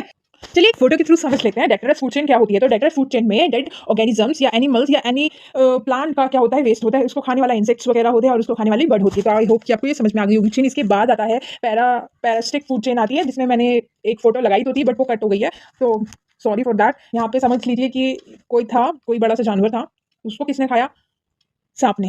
अब सांप को कौन खाएगा, जब ये मर जाएगा तो फंगी वगैरह खा लेगी। ये चीजें क्या है, पैरासिटिक ऑर्गेनिजम्स हैं, ठीक है। चलिए आगे बात करते हैं न्यूट्रिशन साइकिल की। तो न्यूट्रिशन साइकिल किसे कहते हैं, न्यूट्रिशन साइकिल वो साइकिल्स होती है जहां पर हम अपनी एनर्जी का ट्रांसफर कर रहे हैं किसके बीच में, नॉन लिविंग पार्ट से लिविंग पार्ट्स के बीच में, ठीक है। ये वो साइकिल होती है, सारी न्यूट्रिशन साइकिल वो साइकिल होती है जिससे हम नॉन लिविंग पार्ट्स का एनर्जी का ट्रांसफर कहाँ पे करते हैं, लिविंग पार्ट्स में करते हैं ऑफ एनवायरमेंट। अब इसको एग्जाम्पल के थ्रू हम समझ लेते हैं कि न्यूट्रिशन साइकिल होती है। वैसे तो बहुत सारी साइकिल्स होती है, लेकिन मैंने एक एग्जाम्पल लिखा है, तो चलिए उसको समझ लेते हैं। न्यूट्रिशन जो साइकिल होती है ना, उसमें बहुत सारे न्यूट्रिएंट्स होते हैं, ठीक है। तो वही किसका ट्रांसफर हो रहा होता है, न्यूट्रिएंट्स का ट्रांसफर हो रहा होता है, उसकी एनर्जी का ट्रांसफर हो रहा होता है। देखो हर एक प्लांट के, एनिमल के द्वारा न्यूट्रिएंट्स कंज्यूम किए जाते हैं। तो वापस में जब वो लास्ट में ऑर्गेनिज्म मर जाएगा तो हमारे जितने भी न्यूट्रिएंट्स जो भी कंज्यूम किए होंगे उस प्लांट ने, एनिमल ने, वो वापस से घूमकर कहाँ पे आ जाता है, एनवायरमेंट में ही आ जाता है। बस इसी साइकिल को क्या कहते हैं, न्यूट्रिएंट साइकिल कहते हैं। देखो ये था, इसमें यहाँ पे कंज्यूम करने के बाद मरने के बाद वो साइकिल घूम के यहीं पे आ जाएगी, ठीक है? सारे न्यूट्रिएंट्स वहीं आ जाते हैं, मिल जाते हैं हमारी मिट्टी के अंदर। तो एग्जांपल के थ्रू समझ लेते हैं कि एग्जांपल में मैंने एक कार्बन साइकिल बनाई है। कार्बन साइकिल ये कहती है कि एक पेड़ था, पेड़ ने हमारे एनवायरनमेंट से कार्बन डाइऑक्साइड यूज़ की थी, ठीक है? जो भी हम कार्बन डाइऑक्साइड हमारे एनवायरनमेंट के अंदर है, जो भी हम छोड़ रहे हैं, उसे किसने यूज़ कर लिया? पेड़ ने यूज़ कर लिया, ठीक है? पेड़ ने उसको यूज़ तो कर लिया, अब आपको तो पता ही है पेड़ हमारे लिए ऑक्सीजन बनाते हैं और उसके बाद रात में वो भी क्या करते हैं? कार्बन डाइऑक्साइड छोड़ते हैं। तो इनने क्या किया? पहले ले लिया अपना खाना-वाना बनाया, ऑक्सीजन छोड़ी, उसके बाद क्या कर दिया? रात में कार्बन डाइऑक्साइड छोड़ दी, ठीक है? वही कार्बन डाइऑक्साइड फिर से एनवायरनमेंट में आ गई। तो ये क्या है? न्यूट्रिएंट साइकिल ही तो है जिसमें क्या हो रहा है? एनर्जी का ट्रांसफर हो रहा है, न्यूट्रिएंट्स का ट्रांसफर हो रहा है, ठीक है? अब देखो एक और एग्जांपल है कि अब ये जो कार्बन डाइऑक्साइड है ये ज़मीन के अंदर थी, जैसे फंगी वगैरह कोई भी डेड ऑर्गेनिज्म खा लेते हैं, वहाँ पे जो कार्बन डाइऑक्साइड रिलीज़ होती है, वो वाली कार्बन डाइऑक्साइड ग्राउंड से नीचे से ही क्या करा पेड़ ने यूज़ कर लिया। पेड़ ने यूज़ कर लिया उसके बाद फिर से उसने एनवायरनमेंट में छोड़ दिया। तो ये क्या थी? न्यूट्रिएंट साइकिल थी, जहाँ पे एक साइकिल में न्यूट्रिएंट्स घूमते रहते हैं। अब न्यूट्रिएंट साइकिल भी 2 तरह की होती है, एक होती है गैसियस साइकिल, एक होती है सेडिमेंटरी साइकिल, ठीक है? इतना डिटेल में जाने की इसमें ज़रूरत नहीं है। अब जो मोस्ट इंपोर्टेंट टॉपिक है वो है इकोलॉजिकल सक्सेशन। ये वाला जो टॉपिक है ना, ये बहुत बार देखा जा चुका है, इसलिए आप इसको ध्यान से और सही से समझना कि इकोलॉजिकल सक्सेशन क्या होता है, ठीक है? इकोलॉजिकल सक्सेशन में क्या होता है कि ना एक कम्युनिटी की डेवलपमेंट हो जाती है। एक समय के बाद एक कम्युनिटी की डेवलपमेंट हो जाती है नेचुरल तरीकों से, ठीक है? उसी नेचुरल डेवलपमेंट को, उसी सीरीज़ को क्या बोलते हैं हम? इकोलॉजिकल सक्सेशन बोलते हैं। अभी आपको नहीं समझ में आया। देखो जब एक सीरीज़ ऑफ कम्युनिटीज़ रिप्लेस हो जाती है अनदर्स के साथ, तब होता है इकोलॉजिकल सक्सेशन। मैं आपको समझाती हूँ। देखो, यहाँ क्या था कि यहाँ पे ना पहले रॉक्स वगैरह हुआ करती थी, ज़मीन थी, इधर रॉक्स वगैरह हुआ करती थी। तो ओवर अ टाइम जैसे-जैसे समय बढ़ता गया, बीतता गया, यहाँ पे घास वगैरह उगनी शुरू हो गई। फिर यहाँ पे थोड़ा और टाइम के बाद क्या हुआ? वो छोटे-छोटे प्लांट्स बन गए। प्लांट्स बनने के बाद यहाँ पे कम्युनिटी डेवलप हो गई, यहाँ पे एक फॉरेस्ट बन गया। ठीक है? तो यही क्या है? इकोलॉजिकल सक्सेशन है। मतलब इसमें नेचुरल डेवलपमेंट हुआ, ठीक है? इसमें क्या हुआ? नेचुरल डेवलपमेंट हुआ एक सीरीज़ के साथ। एक कम्युनिटी जो चलती आई, पीढ़ी दर पीढ़ी, ठीक है? यहाँ पे क्या हुआ? एक कम्युनिटी ने दूसरी कम्युनिटी को रिप्लेस कर दिया। देखो, पहले क्या था? एक कम्युनिटी थी रॉक्स की, उसको किसने रिप्लेस कर दिया? घास वाली कम्युनिटी ने। फिर इसको किसने रिप्लेस कर दिया? ये वाली कम्युनिटी ने। फिर इसको किसने रिप्लेस कर दिया? ये वाली कम्युनिटी में। और जो लास्ट कम्युनिटी बनती है इन सारी नेचुरल डेवलपमेंट से, उसको हम बोलते हैं क्लाइमैक्स कम्युनिटी, ठीक है? इसी प्रोसेस को, ये जो प्रोसेस हुआ ना development of series of communities, इसी प्रोसेस को हम बोलते हैं इकोलॉजिकल सक्सेशन। मैं आपको इसी को इमेज के थ्रू समझाती हूँ। देखो इकोलॉजिकल सक्सेशन क्या है? देखो यहाँ पे क्या था? एक वक़्त हुआ करता था, यहाँ पे सिर्फ़ क्या थी? रॉक्स वगैरह थी। ये एक टाइम था, ठीक है? उसके बाद धीरे-धीरे यहाँ पे हल्का-हल्का घास वगैरह, पेड़-वेड़, न्यूट्रिशन वगैरह मिलने के बाद ये सब चीज़ें उगनी शुरू हुई। फिर ये वाली जो कम्युनिटी थी, ये इसमें बदली, फिर इसमें बदली, फिर इसमें बदली और फिर उसके बाद इसमें बदली और अब इसमें बदल चुकी है। तो इसको क्या बोलेंगे? इसको बोलेंगे क्लाइमैक्स कम्युनिटी, ठीक है? और यही जो सीरीज़ ऑफ कम्युनिटीज़ का नेचुरल डेवलपमेंट हुआ है, एक सीरीज़ ने मतलब एक कम्युनिटी ने दूसरी कम्युनिटी को रिप्लेस कर दिया है, इसी डेवलपमेंट को हम क्या बोलते हैं? इकोलॉजिकल सक्सेशन बोलते हैं, ठीक है? तो समझ में आ गया इकोलॉजिकल सक्सेशन क्या है? अब इकोलॉजिकल सक्सेशन को भी ना 2 पार्ट में डिवाइड किया है, एक प्राइमरी सक्सेशन और एक सेकेंडरी सक्सेशन, ठीक है? एक बार हम इसको इमेज के थ्रू समझ लेते हैं ताकि हमें जो डिफरेंस है ना, इसका डिफरेंस याद रखना आपको। अगर क्वेश्चन पेपर में ऐसे क्वेश्चन आते हैं कि प्राइमरी सक्सेशन क्या है या टाइप्स ऑफ इकोलॉजिकल सक्सेशन क्या है, तो वो तो आप लिख ही सकते हो और साथ ही साथ आप डिफरेंस भी कर सकते हो। मैंने इस तरीके से यहाँ पे आपको प्रेजेंट किया है कि सेपरेट अगर टर्म्स आएँगी तो भी आप सॉल्व कर सकते हो और अगर डिफरेंस आता है तो भी आप बता सकते हो कि प्राइमरी सक्सेशन क्या है और सेकेंडरी सक्सेशन क्या है। तो चलिए स्टार्ट करते हैं। सबसे पहले एक थ्रू समझ लेते हैं कि देखो क्या हुआ, यहाँ पे क्या हुआ करती थी? ये तो हमें पता है कि इकोलॉजिकल सक्सेशन क्या है, जैसे कि अभी हम पढ़ के आए कि क्या हो रहा है? नेचुरल डेवलपमेंट हो रहा है। सीरीज़ क्या हो रही है? रिप्लेस कर रही है एक सीरीज़ को ऑफ कम्युनिटी को, ठीक है? धीरे-धीरे हम कहीं न कहीं दूसरी कम्युनिटी फॉर्म कर रहे हैं। ये बहुत सालों लग जाते हैं, हंड्रेड्स ऑफ ईयर्स लग जाते हैं ऐसी चीज़ को फॉर्म होने में, ठीक है? तो प्राइमरी सक्सेशन क्या है? देखो प्राइमरी सक्सेशन में पहले खाली जगह हुआ करती थी, फिर धीरे-धीरे आगे बढ़े, आगे बढ़ते गए, आगे बढ़ते गए, आगे बढ़ते गए, आगे बढ़ते गए और ये क्या हो गया? एक फॉरेस्ट का निर्माण हो गया, ठीक है? लेकिन सेकेंडरी सक्सेशन में क्या होता है? सेकेंडरी सक्सेशन में ना ऑलरेडी लाइफ एग्जिस्ट होती है पहले से ही। वो क्या थी? वो बेरन रॉक थी, अनउपजाऊ ज़मीनें थी, खाली बंजर ज़मीनें थी, जहाँ से क्या होता है हमारा प्राइमरी सक्सेशन शुरुआत होता है। मतलब कि जो फर्स्ट बार में हुआ है, ठीक है? पहली बार में जो सक्सेशन हुआ है, उसे बोलते हैं प्राइमरी सक्सेशन। बट सेकेंडरी में क्या होता है? यहाँ पे ना सपोज़ कि पहले से ही कोई एक कम्युनिटी एग्जिस्ट करती थी, यहाँ पे पहले से ही एक लाइफ एग्जिस्ट करती थी। क्या हुआ कि उसमें आग वगैरह लग गई, बहुत मतलब फ्लड्स वगैरह आए या कुछ भी नेचुरल डिज़ास्टर हो गया, कुछ भी ऐसी चीज़ हो गई। उसके बाद ये क्या हुआ? कम्युनिटी खत्म हो गई। खत्म होने के बाद क्या हुआ कि ये खाली बंजर ज़मीन बन गई। खाली बंजर ज़मीन बनने के बाद ये बदलती रही, नेचुरल डेवलपमेंट होता रहा। एक सीरीज़ ऑफ कम्युनिटी को दूसरी सीरीज़ ऑफ कम्युनिटी चेंज करती रही, रिप्लेस करती रही और उसके बाद क्या हुआ? एक कम्युनिटी फॉर्म हो गई, ठीक है? हम इतना आगे बढ़ गए। तो ये हुआ सेकेंडरी सक्सेशन। सेकेंडरी सक्सेशन में समझ में आया कि वहाँ पे पहले से ही ऑलरेडी लाइफ एग्जिस्ट करती थी, ठीक है? उसको खत्म होने के बाद और पता है इस वाली जो सेकेंडरी सक्सेशन है ना, इसमें का टाइम ना कम लगता है प्राइमरी सक्सेशन के अकॉर्डिंग। चलिए अब इसकी डिफरेंस को समझ लेते हैं कि क्या है primary succession and secondary succession. तो प्राइमरी सक्सेशन वो कम्युनिटी होती है जो पहली बार में डेवलप हुई है, ठीक है? वो कहाँ से उसकी शुरुआत हुई है? पहली बार से हुई है। खाली बंजर ज़मीन थी, वहाँ से उसकी शुरुआत हुई थी, ठीक है? लेकिन सेकेंडरी सक्सेशन में क्या होता है? सेकेंडरी सक्सेशन में ऑलरेडी एक लाइफ एग्जिस्ट कर रही होती है वहाँ पे। उसको खत्म होने के बाद से फिर एक कम्युनिटी डेवलप होती है, तो उसे बोलते हैं सेकेंडरी सक्सेशन। जैसे कि हमें नाम से ही समझ में आ रहा है। और ये सेकेंडरी सक्सेशन क्यों होते हैं? या तो कोई फ्लड आ गया, अर्थक्वेक आ गई, नेचुरल डिजास्टर आ गए या फिर आग वगैरह लगी, तो इस वजह से वो लाइफ खत्म होने के बाद एक नई लाइफ शुरू होती है, उसे बोलते हैं सेकेंडरी सक्सेशन। अब इसमें टाइम जो है ना वो बहुत सालों का टाइम लग जाता है, हंड्रेड्स ऑफ ईयर्स और उससे ज़्यादा ही लग जाते हैं इस कम्युनिटी को फॉर्म होने में। बट इसमें क्या होता है कि कहीं न कहीं जो फॉरेस्ट था वो जला होगा, कहीं न कहीं उसके बीज वगैरह रह गए होंगे, तो इस कम्युनिटी को फॉर्म होने में कम समय लगता है इसके अकॉर्डिंग, ठीक है? 50 से 200 ईयर में ये कम्युनिटी फॉर्म हो जाती है। लगता दोनों को ही टाइम है, लेकिन इसको ज़्यादा लगता है और इसको कम लगता है, ठीक है? ये क्या होता है, जो प्राइमरी सक्सेशन होता है वो बैरन एरिया में होता है, खाली जगहों पर, अनउपजाऊ जगहों पर, बैरन रॉक्स वगैरह पर ये सब चीज़ें होती है। लेकिन यहाँ पे क्या होता है, यहाँ पे पहले से ही वहाँ पे हैबिटेट होते हैं, वहाँ पे किसी के घर होते हैं, वहाँ पे किसी की लाइफ एक्जिस्ट कर रही होती है, उसके बाद सेकेंडरी सक्सेशन होता है, ठीक है? ये ना, ये जो कम्युनिटी होती है ना, ये अब शुरुआत से ना अनफेवरेबल चीज़ों में होती है। कहीं न कहीं ना ये अनफेवरेबल होती है, इसके लिए चीज़ें नहीं होती है, फेवरेबल बनाती है। ये कम्युनिटी जैसे-जैसे बढ़ती जाती है, अपने आप को अपने एनवायरनमेंट को अपने लिए फेवरेबल बनाती है। बट इसको क्या मिलता है, पहले से ही फेवरेबल एनवायरनमेंट मिलता है, क्योंकि यहाँ पे ऑलरेडी लाइफ एक्जिस्ट कर रही थी, ठीक है? अगर मैं एग्ज़ाम्पल की बात करूँ तो ये स्टार्ट होती है बेरन रॉक से, बेरन लैंड से एंड या फिर कोई भी वोल्केनो फटने के बाद लावा कूल हो गया है, वहाँ से स्टार्ट होती है। लेकिन इसमें क्या होता है, ये जैसे कि कोई भी फॉरेस्ट वगैरह काट दिए गए थे, जल-वल गए थे, उसके बाद जो वो लैंड बचती है ना, उससे स्टार्ट होती है, ठीक है? तो आई होप कि आपको इन दोनों के बीच का डिफरेंस समझ में आया होगा। चलिए अब बात करते हैं टाइप्स ऑफ इकोसिस्टम की। इकोसिस्टम के कितने टाइप्स हैं? तो इकोसिस्टम को 2 तरह से बाँटा गया है, टेरेस्ट्रियल एंड एक्वेटिक। जैसे कि हमें नाम से ही समझ में आ रहा है, टेरेस्ट्रियल मतलब कि वो वाला इकोसिस्टम जो कहाँ पे एक्जिस्ट करता है, लैंड पर एक्जिस्ट करता है, और एक्वेटिक इकोसिस्टम वो वाला इकोसिस्टम जो कहाँ पे करता है, वाटर में करता है। क्योंकि वाटर में भी तो आपने देखिए ना लाइफ होती है, कितनी सारी स्पीशीज़ वाटर के अंदर रहती हैं। जैसे कि अगर मैं एग्ज़ाम्पल की बात करूँ तो टेरेस्ट्रियल में फॉरेस्ट आ गया, ग्रासलैंड आ गई, डिजर्ट इकोसिस्टम आ गया। ये सारे इकोसिस्टम किसका पार्ट है? टेरेस्ट्रियल का पार्ट है। और एक्वेटिक में लैक्स, रिवर, ओशियंस ये सारे किसका पार्ट है? एक्वेटिक का पार्ट है। तो आई होप कि आपको दोनों चीज़ समझ में आई होगी। चलिए एक-एक पे बात करना स्टार्ट करते हैं। फॉरेस्ट इकोसिस्टम क्या है? देखो, जो फॉरेस्ट वर्ड है ना, वो कहाँ से निकल के आया है? लैटिन वर्ड फॉरेस्ट से निकल के आया है, जिसका मतलब होता है आउटसाइड। फॉरेस्ट कहाँ पे होता है? आउटसाइड ही होता है ना। तो ये एक लैटिन वर्ड फॉरेस्ट से निकल के आया है, जिसका मतलब क्या होता है? आउटसाइड होता है। ये ऐसी बाउंड्रीज होती हैं लैंड की, जहाँ पे कोई तो ना तो रहता है, ना ही उसे कल्टीवेट किया जाता है, ना ही उस पे खेती वगैरह की जाती है, ना ही उसको रहने के लिए योग्य समझा जाता है। तो ये ऐसी बाउंड्रीज, ऐसा एरिया होता है, ठीक है? तो ये एक ऐसा एरिया था जहाँ पे कोई रहता भी नहीं है, और इसके अंदर क्या होता है, इसके अंदर खेती-बाड़ी भी नहीं की जाती। तो इसे कहते हैं हम फॉरेस्ट, जो कहाँ से निकल के आया था? फॉरेस्ट से, और इसका मतलब होता है आउटसाइड, ठीक है? इसमें बहुत सारी कम्युनिटीज़ रहती है। देखा है ना, पेड़ों पे बंदर भी लटक रहे हैं, तो शेर भी घूम रहे हैं, भालू भी घूम रहा है, चीता भी घूम रहा है। तो इसमें बहुत सारी स्पीशीज़, बहुत सारी क्या रहती हैं, लाइफ्स रहती हैं, ठीक है? Different kind of biotic community रहती हैं, और हम फॉरेस्ट को ना बहुत सारे पर्पस के लिए यूज़ करते हैं। हम फॉरेस्ट से बहुत सारी चीज़ें प्राप्त करते हैं, जैसे कि मल्टीपल प्रोडक्ट हो गए, लकड़ी वगैरह हो गई, जितने भी सामान हम रिसोर्सेज यूज़ कर रहे हैं, कहाँ से आते हैं? पेड़ों से ही तो आते हैं। और पेड़ का मतलब ही क्या है? एक ऐसा एरिया जहाँ पे बहुत सारे पेड़ होते हैं, उसे ही तो हम फॉरेस्ट बोलते हैं, है ना? तो फॉरेस्ट से हमें मल्टीपल प्रोडक्ट्स मिलते हैं, और साथ ही साथ रॉ मटेरियल्स भी मिलते हैं। जैसे कि हमें कोई भी चीज़ फॉर्म करनी है, बनानी है, उसके लिए हमें कच्चा माल कहाँ से मिलता है? फॉरेस्ट से मिलता है, ठीक है? फॉरेस्ट से हमें फूड भी मिलता है। हम आज जो जी रहे हैं अपनी लाइफ, जो हम जी पा रहे हैं, खा पा रहे हैं, वो कहाँ से मिल रही है? हमें फॉरेस्ट की वजह से मिल रही है। कहीं न कहीं हम डायरेक्टली और इनडायरेक्टली किस पर निर्भर है? फॉरेस्ट पर निर्भर है। और हैबिटेट, बहुत सारी स्पीशीज़ का घर कहाँ पे होता है? फॉरेस्ट को। अगर फॉरेस्ट को हटा दिया जाएगा, तो वो सारी स्पीशीज़ गायब हो जाएँगी, खत्म हो जाएँगी, मर जाएँगी, क्योंकि उनके हैबिटेट ही फॉरेस्ट के अंदर था। तो यहाँ पे कौन रहता है? बहुत सारी वाइल्ड लाइफ स्पीशीज़ भी रहती है, उनके घर भी होते हैं। तो आई होप कि आपको फॉरेस्ट इकोसिस्टम क्या है वो समझ में आया होगा। देखो, ये ना बहुत ईज़ी सब्जेक्ट है, इसमें ना कुछ समझाने वाली चीज़ें नहीं है, लेकिन फिर भी मैं एक्सप्लेन कर रही हूँ, क्योंकि इसमें कुछ है नहीं, ये बहुत छोटी-छोटी चीज़ें हैं। बट आपको नाम से ही ना उसके पॉइंट्स को, उसकी एक्सप्लेनेशन को बढ़ा देना है, ठीक है? कि उसमें आप जो भी आज तक देखते आए हो, सुनते आए हो, समझते आए हो, वो सारे पॉइंट्स आपको लिख देने हैं, ठीक है?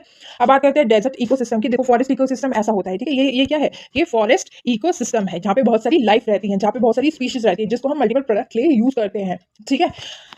अब बात करते हैं डेज़र्ट इकोसिस्टम की। तो डेज़र्ट इकोसिस्टम आप जहाँ सभी जानते हो कि एक ऐसा एरिया जहाँ पे रेत ही रेत है ना?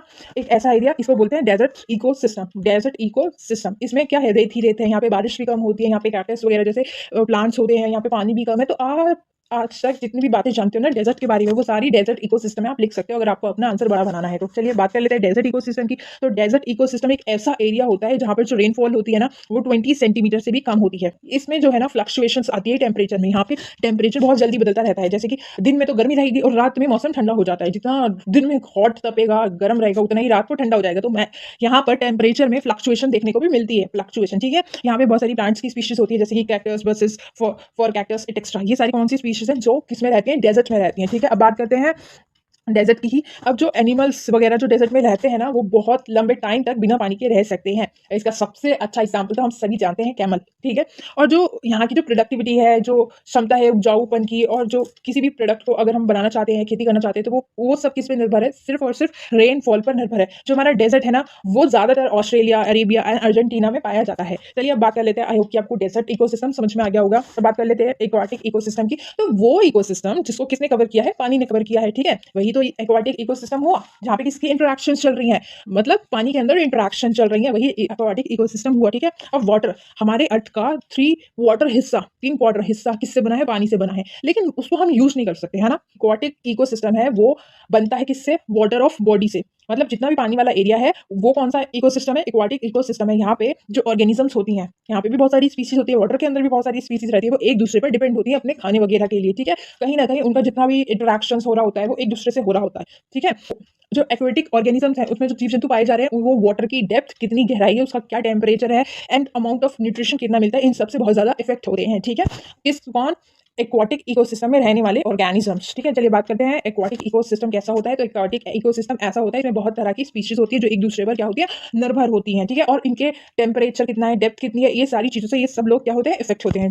अब बात कर लेते हैं टाइप्स ऑफ इकोसिस्टम की। तो इकोसिस्टम के टाइप्स की बात तो हमने ऊपर भी की थी। ये कौन से टाइप्स हैं, ये एक्वाटिक टाइप्स हैं, ठीक है। अभी हमने जो इकोसिस्टम के ऊपर टाइप्स की बात की थी वो अलग कॉन्सेप्ट है, और ये एक्वाटिक इकोसिस्टम के टाइप है। तो जो पानी से रिलेटेड हम बातें कर रहे हैं ना, सिर्फ वही है। तो एक्वाटिक इकोसिस्टम के 3 टाइप हैं, fresh water, marine water and brackish water. अब देखो फ्रेश वाटर कौन सा वाटर होता है, जो फ्रेश हो, जो हमारे पीने योग्य हो, जिसमें सॉल्ट ना हो। ऐसा वाटर जो कोई भी सॉल्ट कंटेन नहीं करता, वो कौन सा वाटर होता है, फ्रेश वाटर होता है, जिसको हम अपने पर्पसेस के लिए यूज कर सकते हैं। मरीन वाटर खारा पानी होता है जिसमें सॉल्ट, मिनरल, ये सारी चीजें होती हैं जिसको हम पीने योग्य नहीं समझते और नहीं समझ सकते हैं। तो वो वाला पानी कौन सा पानी होता है, मरीन इकोसिस्टम होता है। और ब्रैकिश वाटर, इन दोनों का क्या होता है, मिक्सचर होता है। ब्रैकिश वाटर के बारे में मैं अभी बहुत अच्छे से बताने वाली हूँ आपको। इससे पहले आप ये समझ लीजिए कि फ्रेश वाटर इकोसिस्टम में सॉल्ट नहीं होती और मरीन इकोसिस्टम में सॉल्ट, मिनरल्स की सारी चीजें होती हैं जिसको हम पी नहीं सकते। फ्रेश वाटर के जितने भी ऑर्गेनिजम्स हैं ना, फ्रेश वाटर के जितने भी ऑर्गेनिजम्स हैं वो कहीं ना कहीं टर्शियल इकोसिस्टम पर भी डिपेंड रहते हैं, ठीक है, ठीक है। और मरीन वाटर में sodium chloride, calcium, potassium, magnesium, ये सब चीजें मिल जाती हैं। अगर एग्जांपल की बात करें तो lakes, ponds, swamps, pools, springs, rivers, ये सारे किसके एग्जांपल है, फ्रेश वाटर के एग्जांपल है। और मरीन वाटर के एग्जांपल जैसे ओपन ओशियन, सेलो सीज, ये सब किसके एग्जांपल है, मरीन वाटर के एग्जांपल है। अब बात करते हैं ब्रैकिश की। ब्रैकिश वाटर इन दोनों का मिक्सचर था, मैंने बताया था। अब इसका एग्जांपल है स्टूरीज, सॉल्ट, मार्शेलोज, ठीक है, थोड़ा सा कट गया है। इससे पहले, अब ब्रैकिश वाटर से पहले जो बात करेंगे उससे पहले बात कर लेते हैं जो फ्रेश वाटर है ना, फ्रेश वाटर अभी जो हम ये पढ़ रहे थे जिसमें सॉल्ट नहीं होता, इसके ऑर्गेनिज्म टर्शियल इकोसिस्टम पे डिपेंड होते हैं। ये फ्रेश वाटर को 2 भागों में बांटा गया, एक होता है लैंटिक, एक होता है लॉटिक, ठीक है। ऐसा वाटर, ऐसा फ्रेश वाटर जो फ्लो नहीं कर सकता उसे बोलते हैं लैंटिक, और जो फ्लो कर सकता है वो होता है लॉटिक, ठीक है। लॉटिक मतलब फ्लोइंग, लैंटिक मतलब नहीं कर सकता। अब देखो जो लेक्स वगैरह होते हैं, पॉन्ड्स वगैरह होते हैं, जैसे कि ये पॉन्ड्स है, तो इसमें जो वाटर होगा, इसमें जितना भी पानी होगा वो फ्लो नहीं कर सकता, वो इसी में रहेगा, ठीक है, पॉन्ड्स वगैरह में रहेगा, इसी में रहेगा। तो ये कौन सा वाटर है, लैंटिक वाटर है। लेकिन जो लॉटिक वाटर, जो रिवर है, रिवर बहती हुई आ रही है, बहती हुई आ रही है, तो इसका वाटर तो फ्लो कर सकता है ना। तो ये हुआ लॉटिक। तो समझ में आ गया आपको, फ्रेश वाटर 2 तरह के होते थे, और एक होता है लैंटिक और एक होता है लॉटिक। चलिए अब बात कर लेते हैं स्टोरीज की। स्टोरीज कौन सी क्या होती हैं, अभी मैंने बताया ब्रैकिश वाटर। ब्रैकिश वाटर का जो एग्जांपल है वो होता है स्टोरीज। अब इस टॉपिक के बारे में डिटेल में दिया है तो इसलिए हम इसको बारे में डिटेल में पढ़ेंगे। तो स्टोरीज क्या होता है, चलिए एक एग्जांपल्स के थ्रू समझते हैं, उसके बाद हम इसके पॉइंट्स पे आएंगे। एक आ रही थी फ्रेश वाटर, एक आ रही थी, एक यहाँ से आ रहा था फ्रेश वाटर आ रहा था बहते हुए, एक ये ओशियन था, ये था मिनरल वाटर, और ये आ रहा था फ्रेश वाटर, ये था फ्रेश वाटर, ठीक है। अब क्या हुआ, जब एक ऐसा एरिया आया जहां पर क्या हुआ, फ्रेश वाटर और मरीन वाटर मिला, मैंने बताया ना मिक्सचर को बोलते हैं ब्रैकिश वाटर। जब ये फ्रेश वाटर और मरीन वाटर मिला तो इसने क्या फॉर्म कर दी, स्टोरीज फॉर्म कर दी। देखो मैं आपको दिखाती हूँ स्टोरीज कैसे फॉर्म हुई। यहाँ से आ रहा था फ्रेश वाटर जब आया, और जब ओशियंस में जितना भी था नमक था, वो वाला जो एरिया है, ये जो एरिया है जहाँ पर fresh water and ocean waves, ये सॉल्टी वाटर मिल रहे हैं, तो वो क्या बना रहे हैं, स्टोरीज बना रहे हैं। आई होप कि आपको क्लियर हुआ होगा स्टोरीज क्या होती है। तो चलिए अब इसको लैंग्वेज में बात करेंगे, स्टोरीज क्या होती है। और जितनी भी रिवर्स होती है और जितने भी लेक्स होते हैं वो कहाँ मिल जाते हैं, सी के अंदर मिल जाते हैं, ठीक है। और वो जो रिवर्स होती है ना, वो एक हाईली स्पेशलिस्ट जोन को बनाती हैं, एक ऐसा एरिया फॉर्म करती हैं, एक ऐसा एरिया बनाती हैं, ठीक है। किससे मिलने से पहले, सी वगैरह से मिलने से पहले, मरीन वाटर से, सॉल्टी वाटर से मिलने से पहले वो एक एरिया फॉर्म करती है। जैसे कि अभी हमने पिक्चर में देखा कि उन्होंने एक स्पेशल जोन बनाया था जिसमें क्या हो रहा था, मिलन हो रहा था, मिक्सचर हो रहा था, ठीक है। उसी जोन को, स्पेशलिस्ट जोन को हम क्या बोलते हैं, स्टोरीज बोलते हैं, ठीक है। तो वही जोन क्या कहलाता है, स्टोरीज कहलाता है। और ये किसका पार्ट है, ब्रैकिश वाटर का पार्ट है, ठीक है। इसको क्या बोलते हैं, ब्रैकिश वाटर बोलते हैं। और इंडिया के अंदर जो स्टोरीज देखी जाती है वो ज्यादातर केरला में और सुंदरबैंस के अंदर देखी जाती है, ठीक है। और मरीन फिशरीज का जो भी मछलियां वगैरह होती हैं सॉल्टी वाटर में, उनका सबसे अच्छे खाने का सोर्स क्या है, ब्रैकिश वाटर है। ये वाला एरिया उन्हें सबसे ज्यादा न्यूट्रिशन देता है। चलिए अब बात कर लेते हैं renewable and non renewable resources की, ठीक है। ये बहुत ज्यादा इंपॉर्टेंट टॉपिक है, लिखा जाता है बहुत बार, तो आप इसको ध्यान से पढ़ना कि renewable and non renewable resources क्या होते हैं। देखो हमें पता है कि हम जो भी लोग जी रहे हैं सारे क्या यूज कर रहे हैं, रिसोर्सेज का यूज कर रहे हैं अपनी लाइफ में। इतने सारे रिसोर्सेज हैं हमारे आसपास जिनको हम यूज कर रहे हैं, तो इन्हीं रिसोर्सेज को अब 2 पार्ट में डिवाइड किया गया है, रिन्यूएबल एंड नॉन रिन्यूएबल। तो इसमें देखो जैसे कि नाम से ही समझ में आ रहा है, रिन्यू, जिसको हम दोबारा से रिन्यू कर सके, न्यू बना सके, ठीक है, उसे बोलते हैं रिन्यूएबल। नॉन रिन्यूएबल मतलब जिसको हम रिन्यू नहीं कर सकते, नहीं बना सकते दोबारा से। ऐसे रिसोर्सेज जिनको खत्म होने के बाद हम दोबारा से बना सकते हैं वो होते हैं रिन्यूएबल रिसोर्सेज। और ऐसे रिसोर्सेज जिनके खत्म होने के बाद हम सिर्फ हाथ पे हाथ धर के बैठ के सिर्फ देख सकते हैं, नहीं बना सकते, उन्हें बोलते हैं नॉन रिन्यूएबल रिसोर्सेज। अब इसमें भी ना बहुत सारी बातें छुपी हैं, जो लाइन्स मैंने बोली इसमें भी बहुत सारी बातें छुपी हैं, वो क्या? चलिए बात करते हैं। रिन्यूएबल रिसोर्सेज़ ऐसे रिसोर्सेज़ होते हैं जिनका हम चाहे रोज़ाना भी यूज़ कर रहे हो तो भी वो खत्म नहीं होते, ठीक है? आफ्टर कंटीन्यूअस यूटिलाइज़ेशन के बाद भी वो एग्ज़ॉस्ट नहीं होते, वो कंटिन्यू रहते हैं, वो चलते रहते हैं। उसे हम दोबारा से बना सकते हैं, ठीक है? रिन्यू कर सकते हैं। और नॉन रिन्यूएबल ऐसे रिसोर्सेज़ होते हैं, अगर वो एक बार खत्म हो जाए तो हम उनको रिप्लेस नहीं कर सकते, हम उन्हें नहीं बना सकते, ठीक है? बनते हैं, वो रिसोर्स भी बनते हैं, लेकिन इतना टाइम लग जाएगा, जब तक तो हम मर भी जाएँगे, हमारी कितनी प्रजातियाँ भी पैदा हो जाएँगी, तब तक वो रिसोर्सेज़ बनते हैं। तो वो हज़ारों, सैकड़ों सालों में बनते हैं, इसलिए नॉन रिन्यूएबल इन्हें बोला जाता है, ठीक है? अब रिन्यूएबल रिसोर्सेज़ को हम बार-बार यूज़ कर सकते हैं अपनी लाइफ़ में, लेकिन अगर ये खत्म हो गए, नॉन रिन्यूएबल खत्म हो गए, तो इनको हम यूज़ नहीं कर सकते। बात करेंगे क्या? एग्ज़ाम्पल्स की, ठीक है? उससे पहले हम सारे पॉइंट्स देख लेते हैं। थर्ड पॉइंट ये कहता है, जो रिन्यूएबल रिसोर्सेज़ है, उसकी क्वांटिटी बहुत ज़्यादा है हमारे पास बहुत सारी क्वांटिटी अवेलेबल है, बट जो नॉन रिन्यूएबल रिसोर्सेज़ है, वो लिमिटेड क्वांटिटी में अवेलेबल हैं।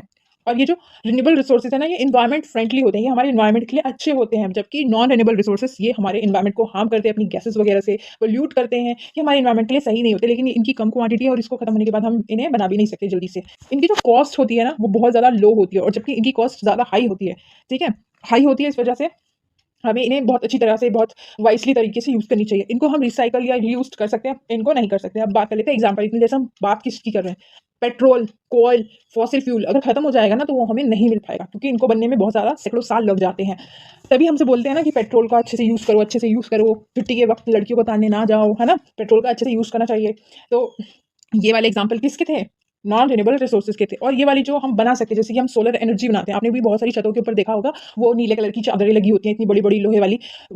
वो क्या है? इससे हम क्या बना रहे हैं? सोलर एनर्जी बना रहे हैं। सूरज की गर्मी से बिजली तो बना रहे हैं, ठीक है? जियोथर्मल प्लांट होता है, वाटर होता है। वाटर जो है ना, वाटर भी हमारे पास लिमिटेड रिसोर्स है, लेकिन इसको ना एक एक्सेप्शनल केस है, जिस वाटर को भी क्या रखा गया है? रिन्यूएबल रिसोर्स में रखा गया है। अब क्यों, मैं बताऊँगी। अच्छा, पेपर में एक क्वेश्चन आ सकता है, यहाँ से रेफरेंस तो पूछ सकते हैं, साथ में बोल सकते हैं कि एक-एक एग्ज़ाम्पल के साथ भी डिटेल में एक्सप्लेन करो। तो आपकी बुक में एक-एक एग्ज़ाम्पल दिया हुआ था। रिन्यूएबल का दिया हुआ है वाटर, तो उसके बारे में पढ़ेंगे, और नॉन रिन्यूएबल का दिया हुआ है लैंड, तो उसके बारे में पढ़ेंगे।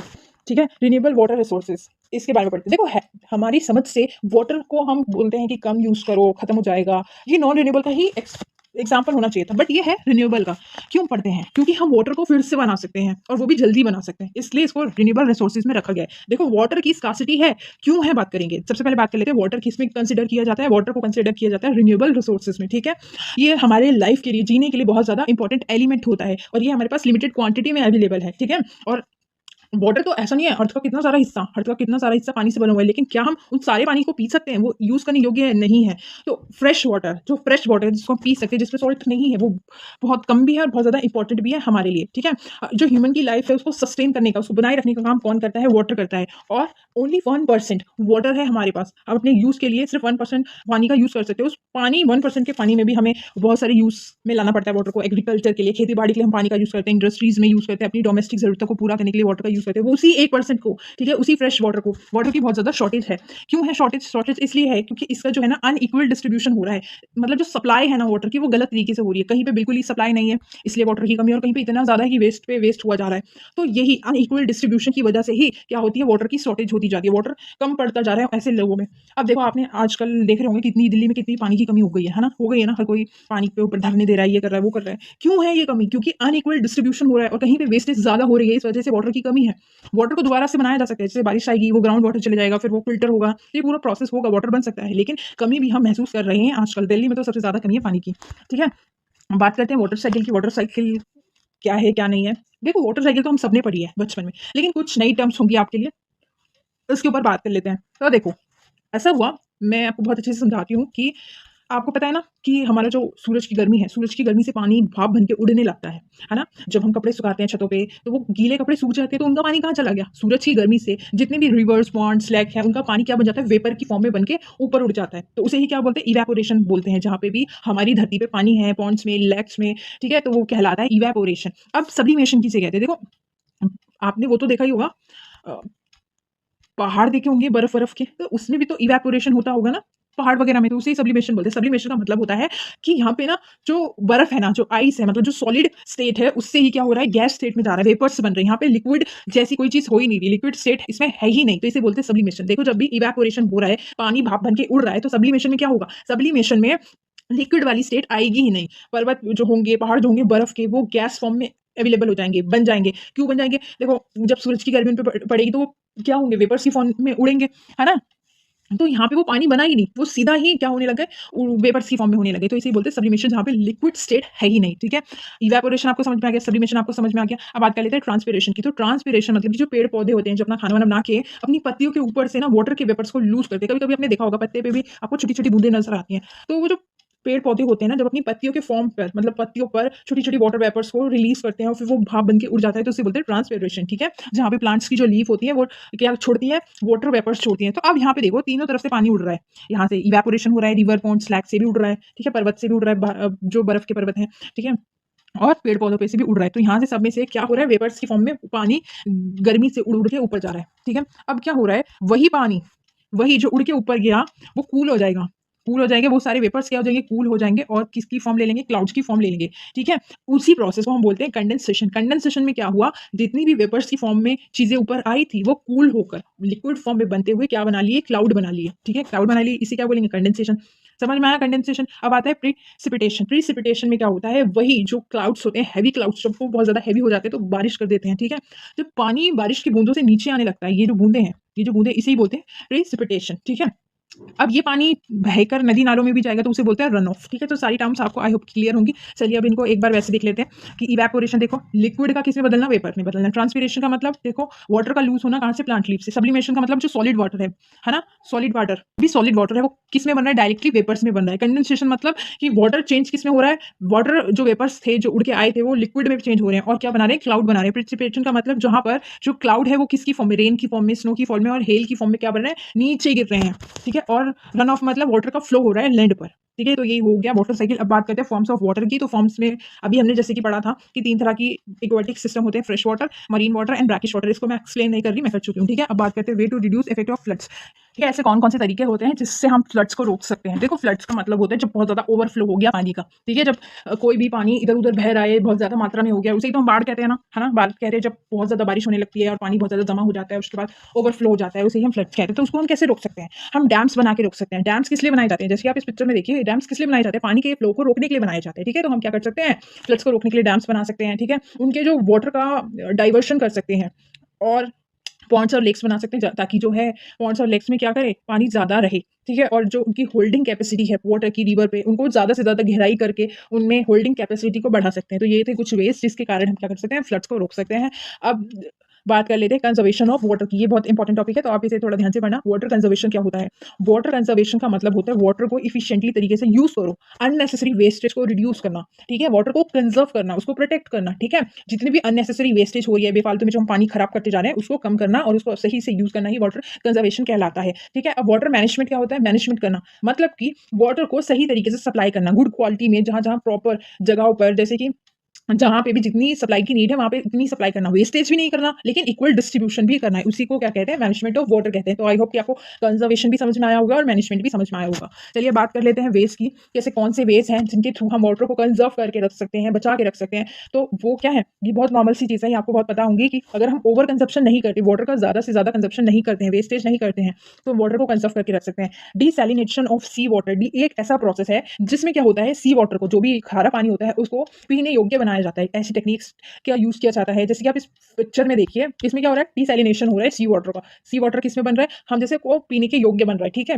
तो डिसैलिनेशन से भी हम वाटर को क्या कर सकते हैं, कंजर्व करके रख सकते हैं। जितनी भी हमें टैप्स वगैरह की जरूरत नहीं है बेफालतू, जब हम ब्रश वगैरह कर रहे हैं तो उनको बंद कर देना। जितना भी रेन वाटर है, रेन वाटर को यूज करना, कितनी सारी चीजें होती है, रेन वाटर हार्वेस्टिंग, पानी को कैसे प्रोटेक्ट करना है, प्रोटेक्ट करना है, गड्ढे वगैरह खोद देने, ये सारी अगर हम रेन वाटर का यूज करते हैं तो हम वाटर को कंजर्व करके रख सकते हैं। अब बात करते हैं नॉन रिन्यूएबल लैंड रिसोर्सेज के बारे में। सबसे पहले तो ये जान लो कि लैंड जो है ना वो नॉन रिन्यूएबल रिसोर्सेज है। अगर वो एक बार खराब हो जाएगी, खत्म हो जाएगी, तो फिर उसको हम बना नहीं सकते, रिन्यू नहीं कर सकते, ठीक है। ये नॉन रिन्यूएबल रिसोर्सेज का एक एग्जांपल है। आजकल क्या हो रहा है, हम लैंड को भी हम करते जा रहे हैं, ठीक है। वो कैसे, देखो आज की डेट में जमीन, पॉपुलेशन कितनी बढ़ती जा रही है, कितनी बढ़ती जा रही है, तो उतने ही लोगों को उतनी ही जमीन की जरूरत है। और पता है हम लैंड को अपने बहुत सारे पर्पसेस में यूज करते हैं, जैसे खेती बाड़ी करने के लिए, ठीक है, और अपने घर वर बनाने के लिए। तो लैंड का भी यूज ना बहुत तरीकों से किया जाता है, बट आज की डेट में लैंड की कमी पड़ती जा रही है, हम मिसमैनेजमेंट कर रहे हैं लैंड का, है ना। जैसे कि मैंने यहाँ पे लिखा हुआ है कि हम क्या करते जा रहे हैं, मिसमैनेजमेंट करते जा रहे हैं। और लैंड को प्रोड्यूस करना ईजी बात नहीं है, हम लैंड को प्रोड्यूस कर ही नहीं सकते, ये नॉन रिन्यूएबल रिसोर्सेज है, ठीक है। जितना प्रकृति ने हमें जमीन दी है हम उतना ही पे तो रह सकते हैं, उतना ही तो काम कर सकते हैं, बट हम मिसमैनेजमेंट कैसे कर रहे हैं, हम लैंड्स वगैरह को बर्बाद करते जा रहे हैं, वो कैसे हम डिफॉरेस्टेशन करते जा रहे हैं, हम पेड़ों को काटते जा रहे हैं। अब ना लैंड पर ना एक ग्रेट प्रेशर आ गया है, किसका, पॉपुलेशन का। पॉपुलेशन इतनी तेजी से बढ़ गई है कि हर इंसान को लैंड चाहिए रहने के लिए। देखा है ना जमीन के रेट कितने हाई है, कितनी महंगी महंगी जमीन मिलती है, क्यों, क्योंकि ये रिसोर्सेज हमारे पास बहुत कम है और हम इसको बर्बाद करते जा रहे हैं, इसका मिसमैनेजमेंट करते जा रहे हैं। अब हम क्या होता है कि लैंड रिसोर्सेज में हम सॉइल रिसोर्सेज के बारे में पढ़ते हैं, लैंड से बिल्कुल कनेक्ट है सॉइल। देखो लैंड की जो सबसे अपर मोस्ट लेयर है वही तो क्या है, सॉइल है ना, वो इकोसिस्टम को एक बेस प्रोवाइड करती है। ये एक सपोर्ट सिस्टम है किसका, बहुत सारी लाइफ रहती है, इतनी सारी लिविंग ऑर्गेनिजम्स रहते हैं, किस पे रहते हैं, सॉइल पर ही तो रहते हैं। ये सॉइल हमें फ्रूट देती है, वाटर देती है, बहुत सारी चीजें दे रही है लैंड, ठीक है। लैंड का ही हम सब पार्ट पढ़ रहे हैं, सॉइल रिसोर्सेज, ठीक है।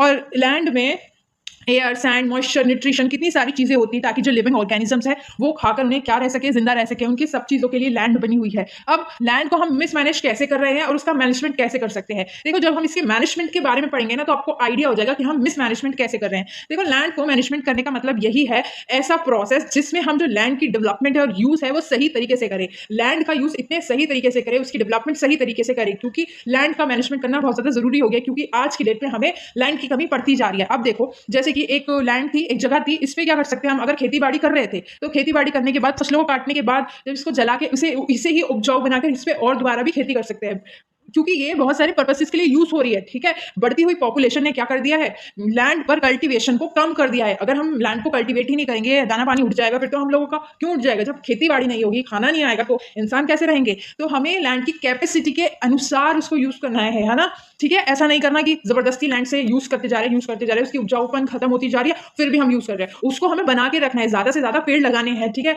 एक ही लैंड पे उसको मल्टीपल पर्पज के लिए यूज करना है, ठीक है। उसमें ऐसी चीजें डालनी है, खाद वगैरह, जिससे क्या हो, लैंड मैनेजमेंट बना रहे, ठीक है। अब बात करते हैं सॉइल इरोजन की। सॉइल इरोजन किसे कहते हैं, देखो जो लैंड होती है ना, ये लैंड थी, सपोज लैंड की जो ऊपरी अपर मोस्ट लेयर होती है, अपर मोस्ट लेयर जब ये हट जाती है ना, ये वाली जो लेयर है वो हट जाती है, तो वो क्या कहलाता है, सॉइल इरोजन कहलाता है। सॉइल इरोजन एक ऐसा प्रोसेस है जिससे जो अपर मोस्ट लेयर होती है, जो ऊपर वाली सॉइल होती है, जिसमें बहुत सारे न्यूट्रिएंट्स होते हैं, वो क्या होती है, एक प्लेस से दूसरे प्लेस पे चली जाती है, एक प्लेस से दूसरे प्लेस पे चली जाती है, ठीक है। यहाँ की मिट्टी यहाँ चली गई, इसको क्या बोलते हैं, सॉइल इरोजन बोलते हैं। अब ये बहुत तरीकों से हो सकता है, या तो नेचुरल प्रकृति ने कर दिया या फिर इंसानों ने किया है। अब प्रकृति कैसे करेगी, हवा आई तो ये वाली मिट्टी उड़ के इधर चली गई, ये वाली जो परत है वो हट गई, ठीक है। या फिर वाटर फ्लड्स वगैरह, बाढ़ वगैरह आई तो ये वाली परत हट के बह गई, तो ये हो गया सॉइल इरोजन। लेकिन जो मैन है, वो जो मैन करता है वो कैसे करता है, हम क्या करते हैं, डिफॉरेस्टेशन, पेड़ों को काटते चले जाते हैं, जिससे जो पेड़ मट्टी को पकड़े रहते हैं ना वो भी चले जाते हैं। जब पेड़ ही नहीं होंगे तो मट्टी को पकड़ेगा कौन, और जब मट्टी नहीं पकड़ेगी तो सॉइल इरोजन तो होना ही हो रहा है। हम जितनी भी कंस्ट्रक्शन एक्टिविटीज करते हैं, जितनी भी बिल्डिंग वगैरह बना रहे हैं, तो हम क्या करते हैं, सब जमीन वमीन बना देते हैं, तो उसको हटा देते हैं, मिट्टी को निकाल के फेंक देते हैं, है ना। और हम क्या करते हैं, ज्यादा से ज्यादा पेस्टिसाइड्स वगैरह का यूज करते हैं लैंड के ऊपर, तो भी जो उस मिट्टी के न्यूट्रिएंट्स है, जो पहली परत है, वो खत्म हो जाती है। तो यही होता है सॉइल इरोजन। चलिए अब बात करते हैं, आगे बढ़ते हैं फॉरेस्ट रिसोर्सेज की।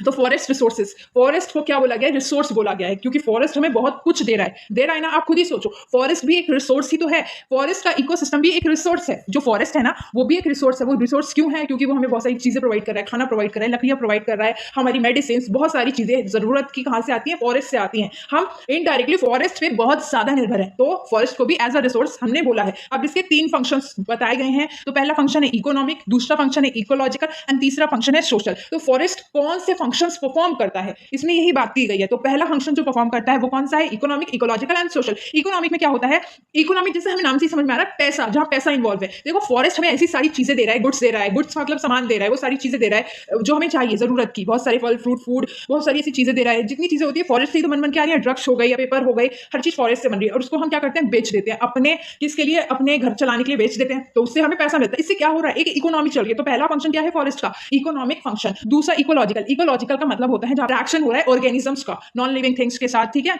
इसी इकोसिस्टम को इकोलॉजिकल से क्या करो, आप कंबाइन करो और समझो क्या करता है फॉरेस्ट, क्या करता है, हमारे क्लाइमेट को मॉडरेट रखता है।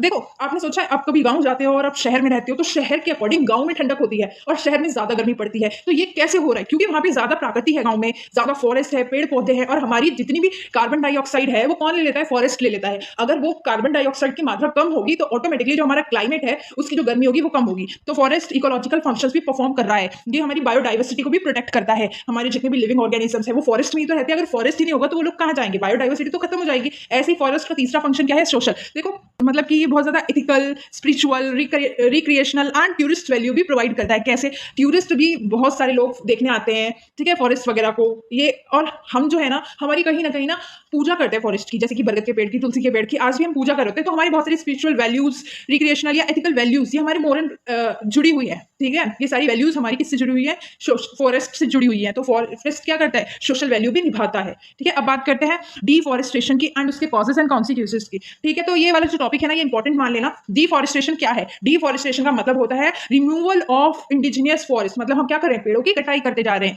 लैंड को अदर पर्पस के लिए यूज कर रहे हैं और पेड़ों को साफ कर रहे हैं, वही क्या कहलाता है, डिफॉरेस्टेशन कहलाता है, जहां पे हमने सारे पेड़ों को हटा दिया, ठीक है। तो आज की डेट में सिर्फ लैंड पे जितना भी सरफेस है उसमें 21% फॉरेस्ट बचा हुआ है, बाकी सब क्या हो गया है, डिफॉरेस्टेशन हो चुका है, ठीक है। और ये इसलिए हो रहा है ताकि हम जमीन को अलग अलग पर्पसेस के लिए यूज करें, और करंटली 12 मिलियन हेक्टेयर फॉरेस्ट को क्लियर कर दिया जाता है हर साल, ठीक है। तो यही हुआ डिफॉरेस्टेशन। अब इसकी बात कर लेते हैं कॉजेस की। हम डिफॉरेस्टेशन क्यों कर रहे हैं, हम पेड़ों की कटाई क्यों कर रहे हैं, हम पेड़ों की कटाई इसलिए कर रहे हैं ताकि हम एग्रीकल्चर, जितनी भी एग्रीकल्चर वाली एक्टिविटी है वो भी तो जमीन पर होती है, तो सारी खेती बाड़ी करने के लिए हम क्या कर रहे हैं, फॉरेस्ट को हटाते जा रहे हैं, फॉरेस्ट को हटाते जा रहे हैं। और अर्बनाइजेशन, जैसे जैसे हम शहर की तरफ बढ़ते जा रहे हैं, हम अपने जंगलों को साफ करते जा रहे हैं, हम टेक्नोलॉजी के साथ इतने आगे बढ़ चुके हैं कि हम क्या कर रहे हैं, प्रकृति का नुकसान कर रहे हैं, उसको काटते जा रहे हैं। सॉइल इरोजन, देखो जब मिट्टी इधर से उधर खिसकेगी तो सिंपल सी बात है, जो भी मिट्टी में पौधे वगैरह होंगे वो भी जाएंगे, वो भी उखड़ेंगे, ठीक है। तो इससे भी क्या हो रहा है, डिफॉरेस्टेशन हो रहा है। कभी कभी क्या होता है, फॉरेस्ट में फायर लग जाती है, ऑटोमेटिकली वो आग पकड़ लेते हैं, तो इस वजह से भी डिफॉरेस्टेशन हो रहा है। या पेस्ट अटैक की वजह से, जब पेड़ों की जड़ों को इंसेक्ट्स वगैरह खाने लगते हैं, उन पर अटैक कर देते हैं, उनकी रूट पर, उनकी स्टेम पर, तो उसे बोलते हैं पेस्ट अटैक। तो इस वजह से भी डिफॉरेस्टेशन होता जा रहा है। ग्लोबल वार्मिंग की वजह से भी डिफॉरेस्टेशन हो रहा है, और पॉपुलेशन तो इतनी बढ़ी चुकी है, आपको पता ही है, इतनी ज्यादा बढ़ चुकी है, जिसकी वजह से भी क्या हो रहा है, डिफॉरेस्टेशन बढ़ता जा रहा है। अब इसके रिजल्ट क्या है, अगर ये डिफॉरेस्टेशन ऐसे ही बढ़ता रहा, अगर ऐसे ही हम शहर की तरफ बढ़ते रहे, एग्रीकल्चर करते रहे, सॉइल इरोजन होता रहा, चाहे वो मेन मेड हो रहा है या फिर नेचुरल प्रकृति उसे कर रही है, फॉरेस्ट में आग लगती रही या पेस्ट अटैक होता रहा, ग्लोबल वार्मिंग बढ़ती रही, तो क्या होगा, इसका रिजल्ट क्या है, डिफॉरेस्टेशन का रिजल्ट ये है कि हमारे क्लाइमेट में सबसे बड़ा चेंज आएगा। जैसे कि आजकल हमें देखने को मिलता है कितनी ज्यादा गर्मी है। ये गर्मी क्यों है, क्योंकि हमने क्या किया था, डिफॉरेस्टेशन किया था। अभी हर कोई रील्स में भी, मीम्स में भी हर कोई यही समझा रहा है, न्यूज में भी, कि ज्यादा से ज्यादा पेड़ लगाओ। पेड़ इसलिए लगाओ ताकि वो क्लाइमेट को चेंज कर सके, ठीक है।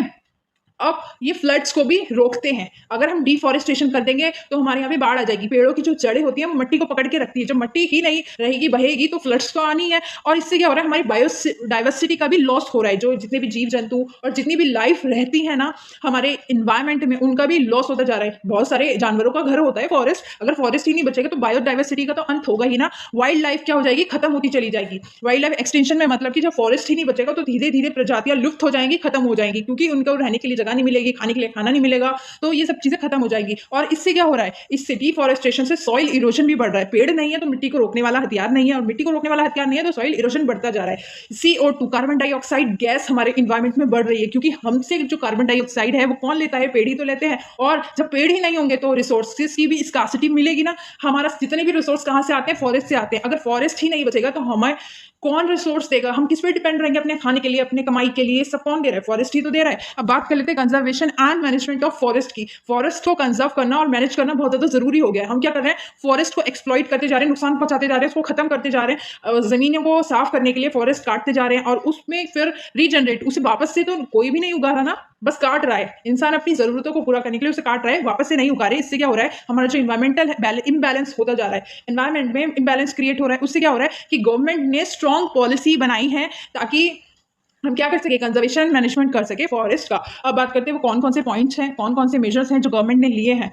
तो गवर्नमेंट ने क्या लिया है कि increase in area of forest plantation, वो वाला एरिया बढ़ा दो जहां पे हम प्लांट्स लगाते जाएं, ज्यादा से ज्यादा प्लांट लगाएं, ठीक है। दूसरा कि हम ना कोई और अल्टरनेटिव और सब्स्टिट्यूट ढूंढे, जैसे कि अगर हमें कॉफी पीने का मन कर रहा है तो हमने उसके बदले में चाय बना ली, दोनों ही एक तरह से एक दूसरे की सब्स्टिट्यूट हैं, ठीक है। तो ऐसे ही ऐसा कुछ करो, ऐसे कुछ चीजें करो कि हम हमारा लैंड का, रहने का, या फिर जिस भी वजह से हम फॉरेस्ट को काट रहे हैं ना, उसके अलग सब्स्टिट्यूशन, उसके अलग रास्ते, उसके अलग अल्टरनेटिव्स को डेवलप करो और उसको प्रमोट करो, ठीक है। थर्ड पॉइंट कहता है कि फॉरेस्ट को जो एरिया है, फॉरेस्ट का एरिया ज़्यादा से ज़्यादा बढ़ा दो। पहला पॉइंट ये कह रहा था ज़्यादा से ज़्यादा पेड़ लगाओ, और तीसरा पॉइंट कह रहा है एरिया को ज़्यादा से ज़्यादा बढ़ा दो। चौथा पॉइंट कह रहा है कि सस्टेनेबल मैनेजमेंट करो फॉरेस्ट की, फॉरेस्ट को इस तरह से मैनेज करो कि वो आगे वाली ज़रूरतों को भी, आने वाली ज़रूरतों को भी पूरा कर सके, ठीक है। फिफ्थ पॉइंट कह रहा है कि कुछ ऐसे लॉज बना दो, स्ट्रिक्टली लॉज बना दो, ऐसे स्ट्रिक्ट लॉज बना दो कि लोग पेड़ काटने से डरें, ठीक है। सिक्स पॉइंट कह रहा है agro factory and social forestry. इसका मतलब होता है इन दोनों ही चीज़ों को प्रमोट करो। एग्रो फॉरेस्ट्री का मतलब होता है जब एक किसान जहाँ पे वो एग्रीकल्चर कर रहा है उसी ज़मीन पे अपनी ज़रूरतों को पूरा करने के लिए उस पे ही फॉरेस्ट वगैरह लगाए, ताकि वो अपने रहने वहने का सब कुछ निकाल सके उस फॉरेस्ट से। जिन रिसोर्सेज पे हम निर्भर है ना, फॉरेस्ट के जिन रिसोर्सेज पे हम निर्भर है, वो अपने ही एरिया में वो कर ले। जब एग्रो फॉरेस्ट्री ये सब करेगा ना किसान अपने अपने एरिया में, तो ये चीज़ों को बढ़ावा मिलेगा। ऐसी सोशल फॉरेस्ट्री मतलब जो गवर्नमेंट के द्वारा प्रमोट किया जाए, गवर्नमेंट बोले हम लोगों को करने के लिए कि अपने एरिया पे ये सारी चीज़ें करो, तो इससे क्या होगा, हमारा डिफॉरेस्टेशन कम होगा, ज़्यादा से ज़्यादा पेड़ बनेंगे, ठीक है। हम फॉरेस्ट को कंजर्व कर पाएंगे और मैनेज कर पाएंगे। चलिए अब आगे बात करते हैं। अब आगे क्या है, बायोडाइवर्सिटी। बायोडाइवर्सिटी क्या होती है, देखो बायो का मतलब होती है लाइफ, लिविंग्स, ठीक है। जितनी भी लिविंग्स है, जितनी भी लाइफ है उसको बायो बोलते हैं। डाइवर्सिटी का मतलब होती है वैरायटी, अलग अलग चीजें, ठीक है। तो बायोडाइवर्सिटी को निकालने वाले कौन थे, डब्ल्यू.जी. रोजन थे। इन्होंने क्या किया, इन बैठे बैठे सुकून तो मिल नहीं रहा होगा, हम जैसे बच्चों को पढ़ने के लिए बोल दिया कि भाई बायोडाइवर्सिटी नाम की भी कुछ चीज होती है। इन्होंने 1985 में बायोडाइवर्सिटी को निकाल दिया, ठीक है। बायोडाइवर्सिटी कहती है कि variety of living organism with in a given area, that is called biodiversity. समझ में आया बायोडाइवर्सिटी क्या है, वो सारी वेराइटीज लिविंग ऑर्गेनिजम्स की जो एक एरिया में मौजूद है, जो हमारे एनवायरमेंट में मौजूद है, जो हमारे इकोसिस्टम में मौजूद है, उसे ही बायोडाइवर्सिटी कहते हैं। इसके अंदर मेनली बहुत सारी स्पीशीज, बहुत सारे लोग, बहुत सारे प्लांट्स, बहुत सारे एनिमल आते हैं। ये सब क्या है, ये सब लाइफ है।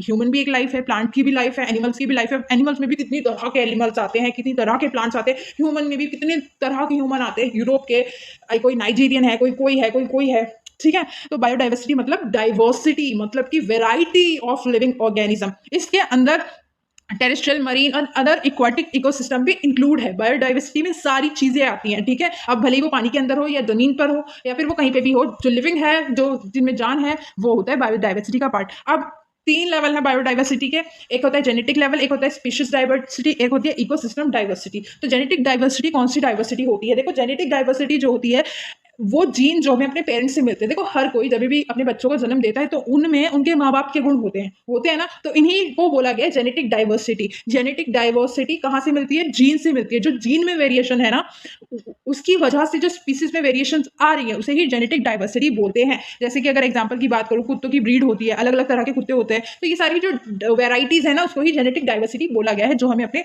जीन से मिल रही है, जो हमें अपने पेरेंट्स से मिल रही है, ठीक है, जो हमें अपनी कैटेगरी से मिल रही है, उसको बोलते हैं जेनेटिक डाइवर्सिटी। जैसे एग्जाम्पल के लिए मैंने लिखा है कि डिफरेंट कलर ऑफ बटरफ्लाइज। अब अलग अलग तरह की बटरफ्लाइज होती हैं, सपोज कि यहाँ पे भी, यहाँ पे भी, यहाँ पे भी है, तो ये तीनों आपस में मिलती जुलती नहीं होगी, अलग अलग परिवार से होगी, अलग परिवार से होगी, अलग परिवार से होगी, मतलब जीन में कह रही हूँ मैं, ठीक है। अब मैंगो की भी एक लंगड़ा आता है, एक चूसा आता है, एक पता नहीं क्या आता है, एक पता नहीं क्या आता है, तो इतनी सारी वैरायटीज होती है मैंगो में भी। और डॉग की भी बहुत सारी ब्रीड होती है। तो ये कौन सी डाइवर्सिटी है, ये जेनेटिक डाइवर्सिटी है, जो जीन से मिल रही है, ठीक है। बात करते हैं स्पीसीज डाइवर्सिटी की, तो स्पीसीज डाइवर्सिटी में बहुत सारी स्पीसीज होती हैं, ठीक है। डिफरेंट डिफरेंट स्पीसीज को ही स्पीसीज डाइवर्सिटी बोला गया है। जैसे कि आप इस फोटो में देखिए, ये फोटो आपकी बुक की है, आप इसमें देखिए कि 4500 स्पीशीज किसकी है, मैमल्स की।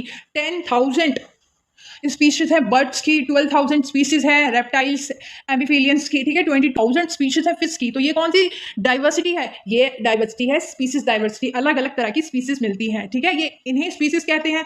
और ऊपर वाली को क्या कहते हैं, जो जीन से आई होती है, जेनेटिक कहते हैं। अब थर्ड होती है इकोसिस्टम डाइवर्सिटी। जो डाइवर्सिटी, जो वेरिएशन हमें हमारे इकोसिस्टम में देखने को मिलते हैं, वो होती है इकोसिस्टम डाइवर्सिटी, ठीक है।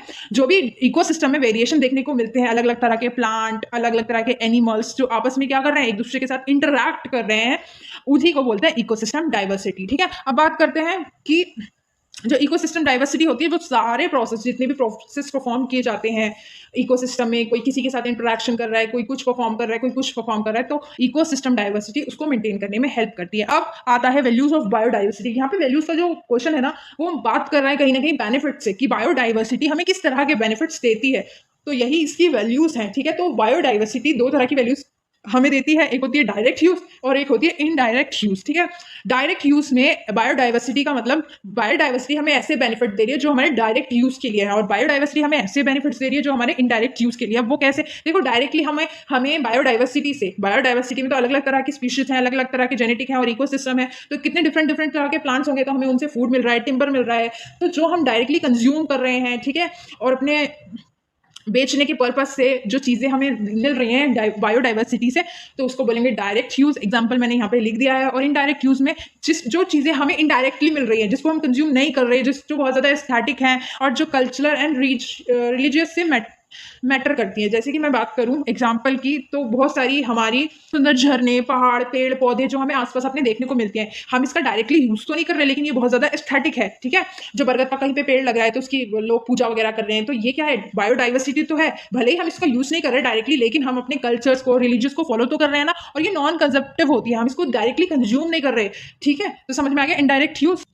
तो चलिए अब बात करते हैं कन्वेंशनल एनर्जी की या नॉन कन्वेंशनल एनर्जी की। देखो ये भी बहुत ज़्यादा इजी है। जैसे हमने नॉन रिन्यूएबल सोर्सेज और रिन्यूएबल सोर्सेज के बारे में पढ़ा ना, बस यही है वो। ठीक है, देखो वो थे सोर्सेज, रिसोर्सेज, लेकिन क्या है ये, एनर्जी। ठीक है, बस इतना सा डिफरेंस है। लेकिन जो उस टाइम नॉन रिन्यूएबल सोर्स से जो एनर्जी निकलती थी, उसे ही हम क्या बोलेंगे, कन्वेंशनल एनर्जी बोलेंगे। और जो रिन्यूएबल सोर्सेज ऑफ एनर्जी निकलती थी, उसे नॉन कन्वेंशनल। बस इसमें क्या कर देना है, उनका उल्टा कर देना है। जो नॉन रिन्यूएबल थे, जिन रिसोर्सेज को हम रिन्यू नहीं कर सकते थे, दोबारा से नहीं बना सकते थे, जैसे कि कोयल, पेट्रोलियम, जिनको बनने में बहुत सारे साल लग जाते हैं, तो ऐसे रिसोर्सेज से निकलने वाली एनर्जी को हम कन्वेंशनल एनर्जी बोलते हैं। ठीक है, और रिन्यूएबल सोर्सेज जिनको हम बना सकते हैं, जैसे कि सोलर एनर्जी, बायोमास, ये बहुत सारी ऐसी एनर्जीज हैं जिनको हम बना सकते हैं। ठीक है, सकते हैं, तो इसको हम क्या कर सकते हैं, रिन्यू कर सकते हैं। तो ऐसी एनर्जी को हम नॉन कन्वेंशनल एनर्जी बोलेंगे। अब आप थोड़ा सा कंफ्यूज हो जाओगे, तो मैं आपको बता दूं, जो उसमें नॉन था ना, वो इसमें नॉन नहीं है, इसका अपोजिट हो गया है। वो नॉन रिन्यूएबल सोर्स था ना, तो इसमें कन्वेंशनल हो गया है, और जो नॉन कन्वेंशनल सोर्स था वो इसमें बिना नॉन वाला हो गया है। तो आपको आई होप कि अब इससे याद रहेगा कि आपको क्या कर देना है, जस्ट अपोजिट कर देना है। ठीक है, अब जैसे कि आप उसी को अपने दिमाग में रख के इन डिफरेंसेस को समझिए कि जो non renewable sources of energy है, जिनको हम रिन्यू नहीं कर सकते, जिनको हम ऑयल पेट्रोलियम को जल्दी से जल्दी नहीं बना सकते, वो रिसोर्सेज, वो एनर्जी हमारे पास क्या है, लिमिटेड है। ठीक है, और जो रिन्यूएबल सोर्स ऑफ एनर्जी है जिसको हम बना सकते हैं, जैसे कि solar energy, biomass, geothermal energy, wind energy, ऐसी कुछ एनर्जीज है जो है वो हमारे पास अनलिमिटेड है। और जो ये वाली जो एनर्जीज होती है ना, कन्वेंशनल वाली, इसमें ज़्यादा पैसे की हमें ज़रूरत होती है, और इसमें हमें लेस अमाउंट ऑफ की ज़रूरत होती है इन एनर्जी को क्या करने के लिए, जनरेट करने के लिए। इन सारी चीज़ों से पोल्यूशन होता है, जैसे कि कोयल को अगर हम जलाते हैं, पेट्रोल से, इन सब चीज़ों से हमारा क्या हो रहा है, इन्वायरमेंट पोल्यूट होता है। बट ये जो एनर्जीज होती हैं, ये अच्छी होती है हमारे इन्वायरमेंट के लिए। जैसे कि अभी देख लो, हम विंड एनर्जी बना रहे हैं, सोलर एनर्जी बना रहे हैं, तो इससे हमारे पोल्यूशन को कोई हार्म नहीं होता। देखो ये जो नॉन रिन्यूएबल रिसोर्सेज है, जिनको हम कन्वेंशनल सोर्स ऑफ एनर्जी बोल रहे हैं, ये एक समय के बाद एग्जॉस्ट हो जाएंगी, खत्म हो जाएंगी, जैसे कि कॉयल, ऑयल एंड फ्यूल। और वाटर के बारे में आपको कंफ्यूजन यहाँ क्रिएट होगी, अभी समझाती हूँ। पहले यहाँ पे देख लेते हैं कि जो रिन्यूएबल सोर्स ऑफ एनर्जी है, जो non conventional source of energy है, वो खत्म नहीं होगी, वो चलती ही रहेगी। जब जब हम बनाते रहेंगे वो चलता रहेगा, जैसे कि solar energy, wind energy, biomass. अब देखो, अभी आप बोलोगे, आपने मैडम वाटर को तो रिन्यूएबल सोर्स बताया था, और अब आप इसमें non renewable source of energy में वाटर को इंक्लूड कर रहे हो। तो देखो वाटर जो है ना, वाटर क्या है, वाटर को हम कंसीडर करते हैं renewable source of energy he consider करते हैं। वाटर क्या है, रिन्यूएबल सोर्स ऑफ एनर्जी है। बट इसमें इसका एग्जांपल इसलिए डाल दिया क्योंकि इसकी भी कमी है, वाटर भी एग्जॉस्ट हो रहा है। ठीक है, खत्म हो जाएगा, लेकिन वाटर को ना हम रिन्यू कर सकते हैं। काम करो, आपको अगर इतनी कंफ्यूजन हो रही है ना, तो इसको ना निकाल दो। ये एक एक्सेप्शनल केस है। ठीक है, तो आप इसको भूल जाओ कि मैंने यहाँ पे वाटर लिखा हुआ है। ठीक है, अब बस इतना याद रखो कि वाटर को किस में कंसीडर किया जाता है, रिन्यूएबल सोर्सेज में, क्योंकि वाटर को रिन्यू कर सकते हैं। जैसे ही बारिश वगैरह पड़ेगी तो अंडरग्राउंड के अंदर फिर से पानी आ जाएगा। वाटर की कमी इसलिए है क्योंकि अनइक्वल डिस्ट्रीब्यूशन ऑफ सप्लाई है। ठीक है, तो चलिए इसको हटा देते हैं। अब यहाँ पे देखिए, इसके एग्जाम्पल भी हमने पढ़ ही लिए। चलिए आगे बात करते हैं। आगे क्या है, जैसे कि मैंने वहाँ पे डिफरेंस बता ही दिया। मैं आपको डिफरेंस की फॉर्म में इसलिए करवाती हूँ ताकि अगर सेपरेट क्वेश्चन आए कि नॉन कन्वेंशनल क्या है, वो भी लिख सको, एग्जाम्पल भी लिख सको, अगर डिफरेंस भी आ जाए तो डिफरेंस भी लिख सको। अब एनर्जी दो तरीके की होती है, non conventional and conventional. Conventional को हम बोलते हैं non renewable source of energy, non conventional को बोल सकते हैं रिन्यूएबल सोर्स ऑफ एनर्जी। जब इसमें आता है biomass, solar energy, geothermal, wind energy, इसमें आती है सारी ऑयल्स, नेचुरल गैसेज, कोयल एंड हाइड्रो पावर। अब देखो बायोमास, बायोमास क्या होता है, देखो एक ना वो बना देते हैं फ्यूल। जैसे जितना भी वेस्ट होता है, काउ डंग, एनिमल का, प्लांट्स का, इन सब के वेस्ट से हम क्या निकालते हैं, कुछ इंपॉर्टेंट गैसेस निकालते हैं जो हमारे इन्वायरमेंट के लिए अच्छी होती है। इसमें क्या करते हैं हम, आपने देखा होगा, जैसे कि इस फोटो के अंदर देखिए, ये क्या है, ये बायोमास का एक एग्जांपल है। इसमें हम ना बिना ऑक्सीजन वाली जगह में ये सारे वेस्ट को डाल देते हैं, फिर इसमें कुछ डिकम्पोज करते हैं, उसके बाद कुछ गैसेस रिलीज होती है, जैसे नाइट्रोजन, फॉस्फोरस, जो हमारे इन्वायरमेंट के लिए सही अच्छी होती है, जो यूजफुल होती है। ठीक है, तो बायोमास समझ में आ गया। सोलर एनर्जी, जैसे कि आप इस फोटो में देख सकते हैं, सोलर एनर्जी से हम क्या करते हैं, सोलर पैनल लगाते हैं। सोलर पैनल से क्या करते हैं, हम इलेक्ट्रिसिटी को जनरेट करते हैं। आजकल हमारे घरों में, हर किसी के घर में इलेक्ट्रिसिटी है, वो कहाँ से आती है। वैसे तो इलेक्ट्रिसिटी बनाने के बहुत सारे वेज हैं, लेकिन सोलर एनर्जी भी एक ऐसा वे है जिससे हम इलेक्ट्रिसिटी जनरेट कर सकते हैं ये बिना किसी इन्वायरमेंट को हार्म किए। तो ये क्या होती है, कार्बन डाइऑक्साइड से फ्री होती है, ठीक है। जियोथर्मल एनर्जी कौन सी एनर्जी होती है, ये कौन सी एनर्जी के बारे में पढ़ रहे हैं हम, जिसको हम रिन्यू कर सकते हैं, बार बार बना सकते हैं, ठीक है। जियोथर्मल एनर्जी कौन सी एनर्जी होती है, देखो जियोथर्मल एनर्जी से भी इलेक्ट्रिसिटी जनरेट होती है। अब ये होता क्या है, देखो हम ये मान के चलते हैं, जो पृथ्वी है ना, पृथ्वी की जो अंदर की परत है, जो ये कोर है ना, यहाँ पे बहुत ज्यादा हाई टेम्परेचर है, यहाँ पे बहुत बहुत बहुत गर्मी है, इतनी गर्मी की हम सोच भी नहीं सकते, इतनी ज्यादा गर्मी है हमारे अर्थ की सरफेस के अंदर, कोर के अंदर बहुत ज्यादा टेम्परेचर हाई है। देखा है ना आपने, कभी कभी बोल कैनो फटते हैं, वो कैसे फटते हैं, इसी गर्मी की वजह से तो फटते हैं। तो क्या होता है, पृथ्वी के अंदर से गर्मी निकलती है, एनर्जी निकलती है, ठीक है, जो मेल्टन रॉक्स के थ्रू, मेल्टन रॉक्स होते हैं, पत्थर वगैरह होते हैं, ठीक है, उनको पिघलाते हुए वो क्या करती है, आगे निकल जाती है, कभी कभी जमीनों में से निकल रही होती है, तो इससे भी इलेक्ट्रिसिटी को जनरेट किया जाता है, ठीक है। ऐसे गर्म पानी की जो छींटें पड़ने लगती है ज़मीन के अंदर से, वो लोगों के लिए तो जादू होगा, लेकिन हम लोगों के लिए, हम जैसे लोगों के लिए जिसको पता है कि जियोथर्मल एनर्जी क्या होती है, उन लोगों के लिए साइंस है। जो ज़मीन में से क्या निकलता है, गरम गरम पानी निकलता है, उससे टरबाइन चला के उससे क्या बनाई जाती है, इलेक्ट्रिसिटी बनाई जाती है, ठीक है।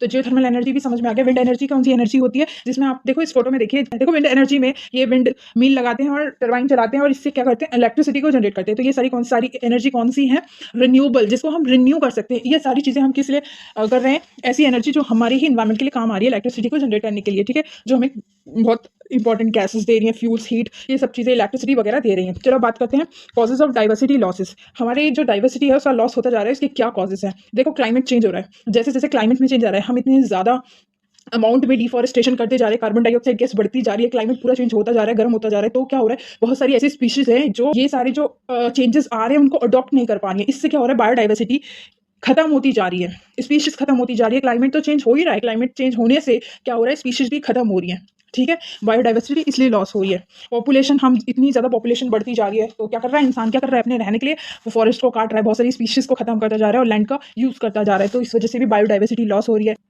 देखो हम थर्ड पॉइंट क्या कहते हैं कि हम क्या कर रहे हैं, अपने नेचुरल एनवायरनमेंट का बहुत ज़्यादा एक्सप्लॉइटेशन कर रहे हैं, ज़रूरत से ज़्यादा उससे काम ले रहे हैं, उसको खराब कर रहे हैं। तो इस वजह से भी बायोडाइवर्सिटी का लॉस हो रहा है। बहुत लोगों के हैबिटेट लॉस भी हो रहे हैं। हम लकड़ी को कितने सारे वेरियस पर्पस के लिए यूज़ करते जा रहे हैं, टिम्बर के लिए, मतलब हर चीज़ के लिए हम अपनी ज़रूरतों को पूरा करने के लिए क्या कर रहे हैं, जो फॉरेस्ट में रह रहे स्पीशीज़ हैं उनके घरों को उजाड़ रहे हैं, ठीक है। तो इसी वजह से क्या हो रहा है, बायोडाइवर्सिटी का लॉस होता जा रहा है, बहुत सारी स्पीशीज़ लुप्त होती जा रही है। पहले डायनासोर्स रहते थे, लेकिन आज की डेट में डायनासोर्स नहीं मिलते। ये सब क्या हो रहा है, क्लाइमेट वगैरह चेंज, बायोडाइवर्सिटी लॉस होने के कारण ये सारी चीज़ें हो रही हैं।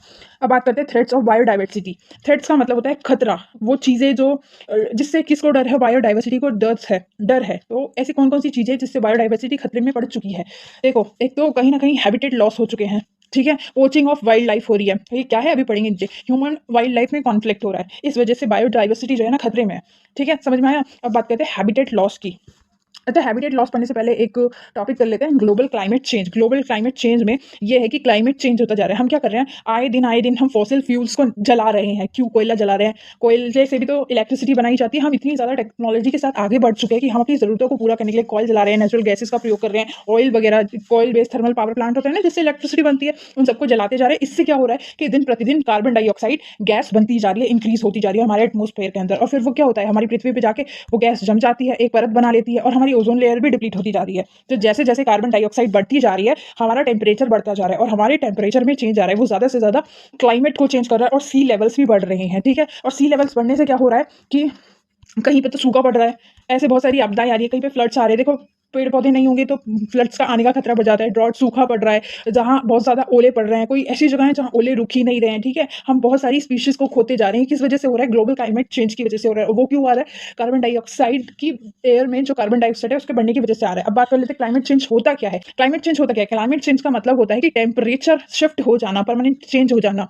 वेदर का पैटर्न चेंज होना जाना, वेदर का पैटर्न चेंज हो जाना। जैसे कि हमने पिछली साल 2023 में रिकॉर्ड किया था कि 2023 सबसे ज़्यादा हॉटेस्ट साल था, लेकिन 2024 ने तो उसका भी रिकॉर्ड ब्रेक कर दिया। और ऐसे ऐसे हम आगे भी करते जाएंगे, क्योंकि अगर हम नहीं सुधरे तो ये सब क्या है, ग्लोबल क्लाइमेट चेंज है। चलिए बात कर लेते हैं हैबिटेट लॉस की।